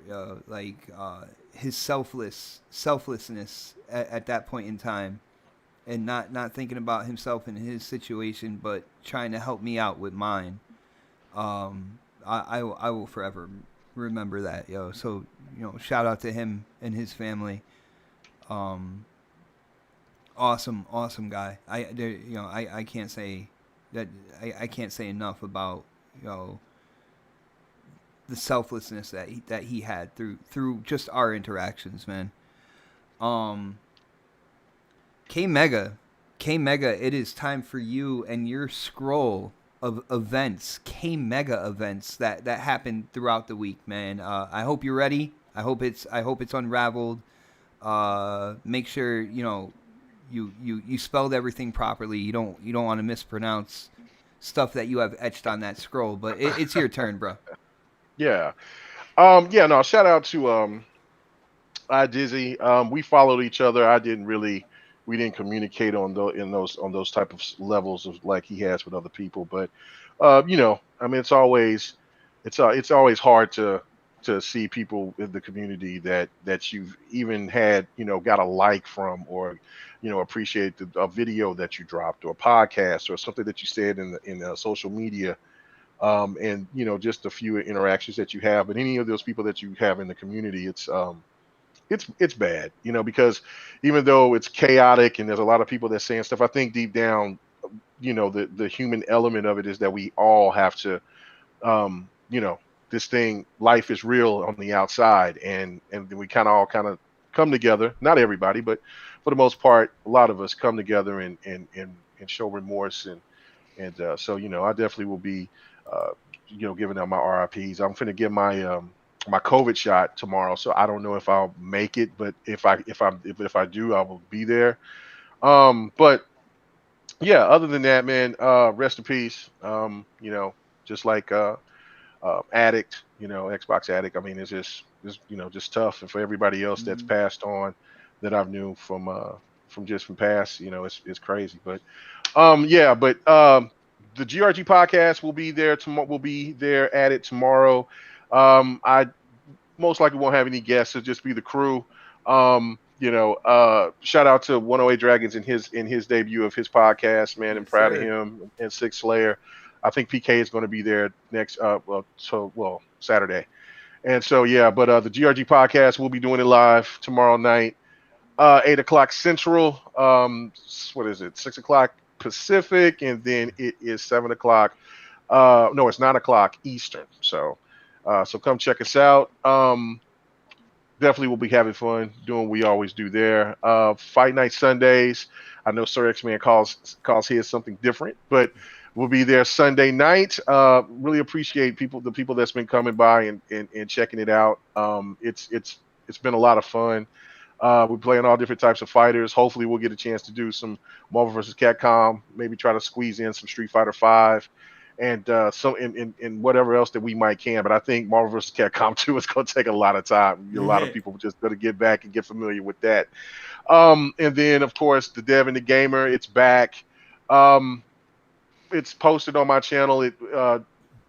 Don does it on his Twitch channel live at that time. So it's the Don KTR. And then, of course, it comes to my channel like the day later, where I post it there on my channel or whatever. And then, so Bot, we got a tournament this Saturday. I don't know what's going to be happening. We need to figure something out. Saturday, 8:30, sir. 8:30. So yeah, we definitely got to link up and we got to do that. So it's a lot of stuff going on, man. I'm looking forward to it. And then of course my streaming on Twitch, and then on which is KMega45, and then also you can catch me out mostly on Twitter at KMega4, man. So thank you guys so much for coming, hanging out, and checking us out, man. I'll be here next Thursday. Nice. On time this time, because I know if we're gonna be on time.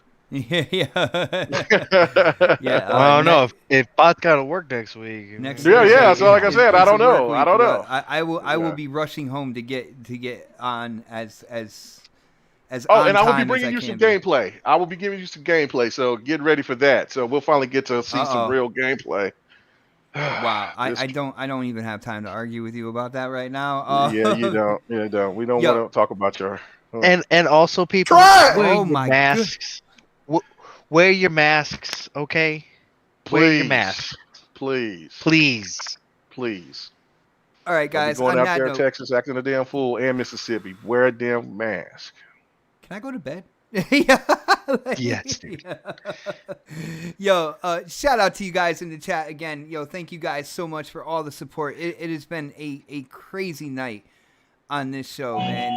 All the love, all the support.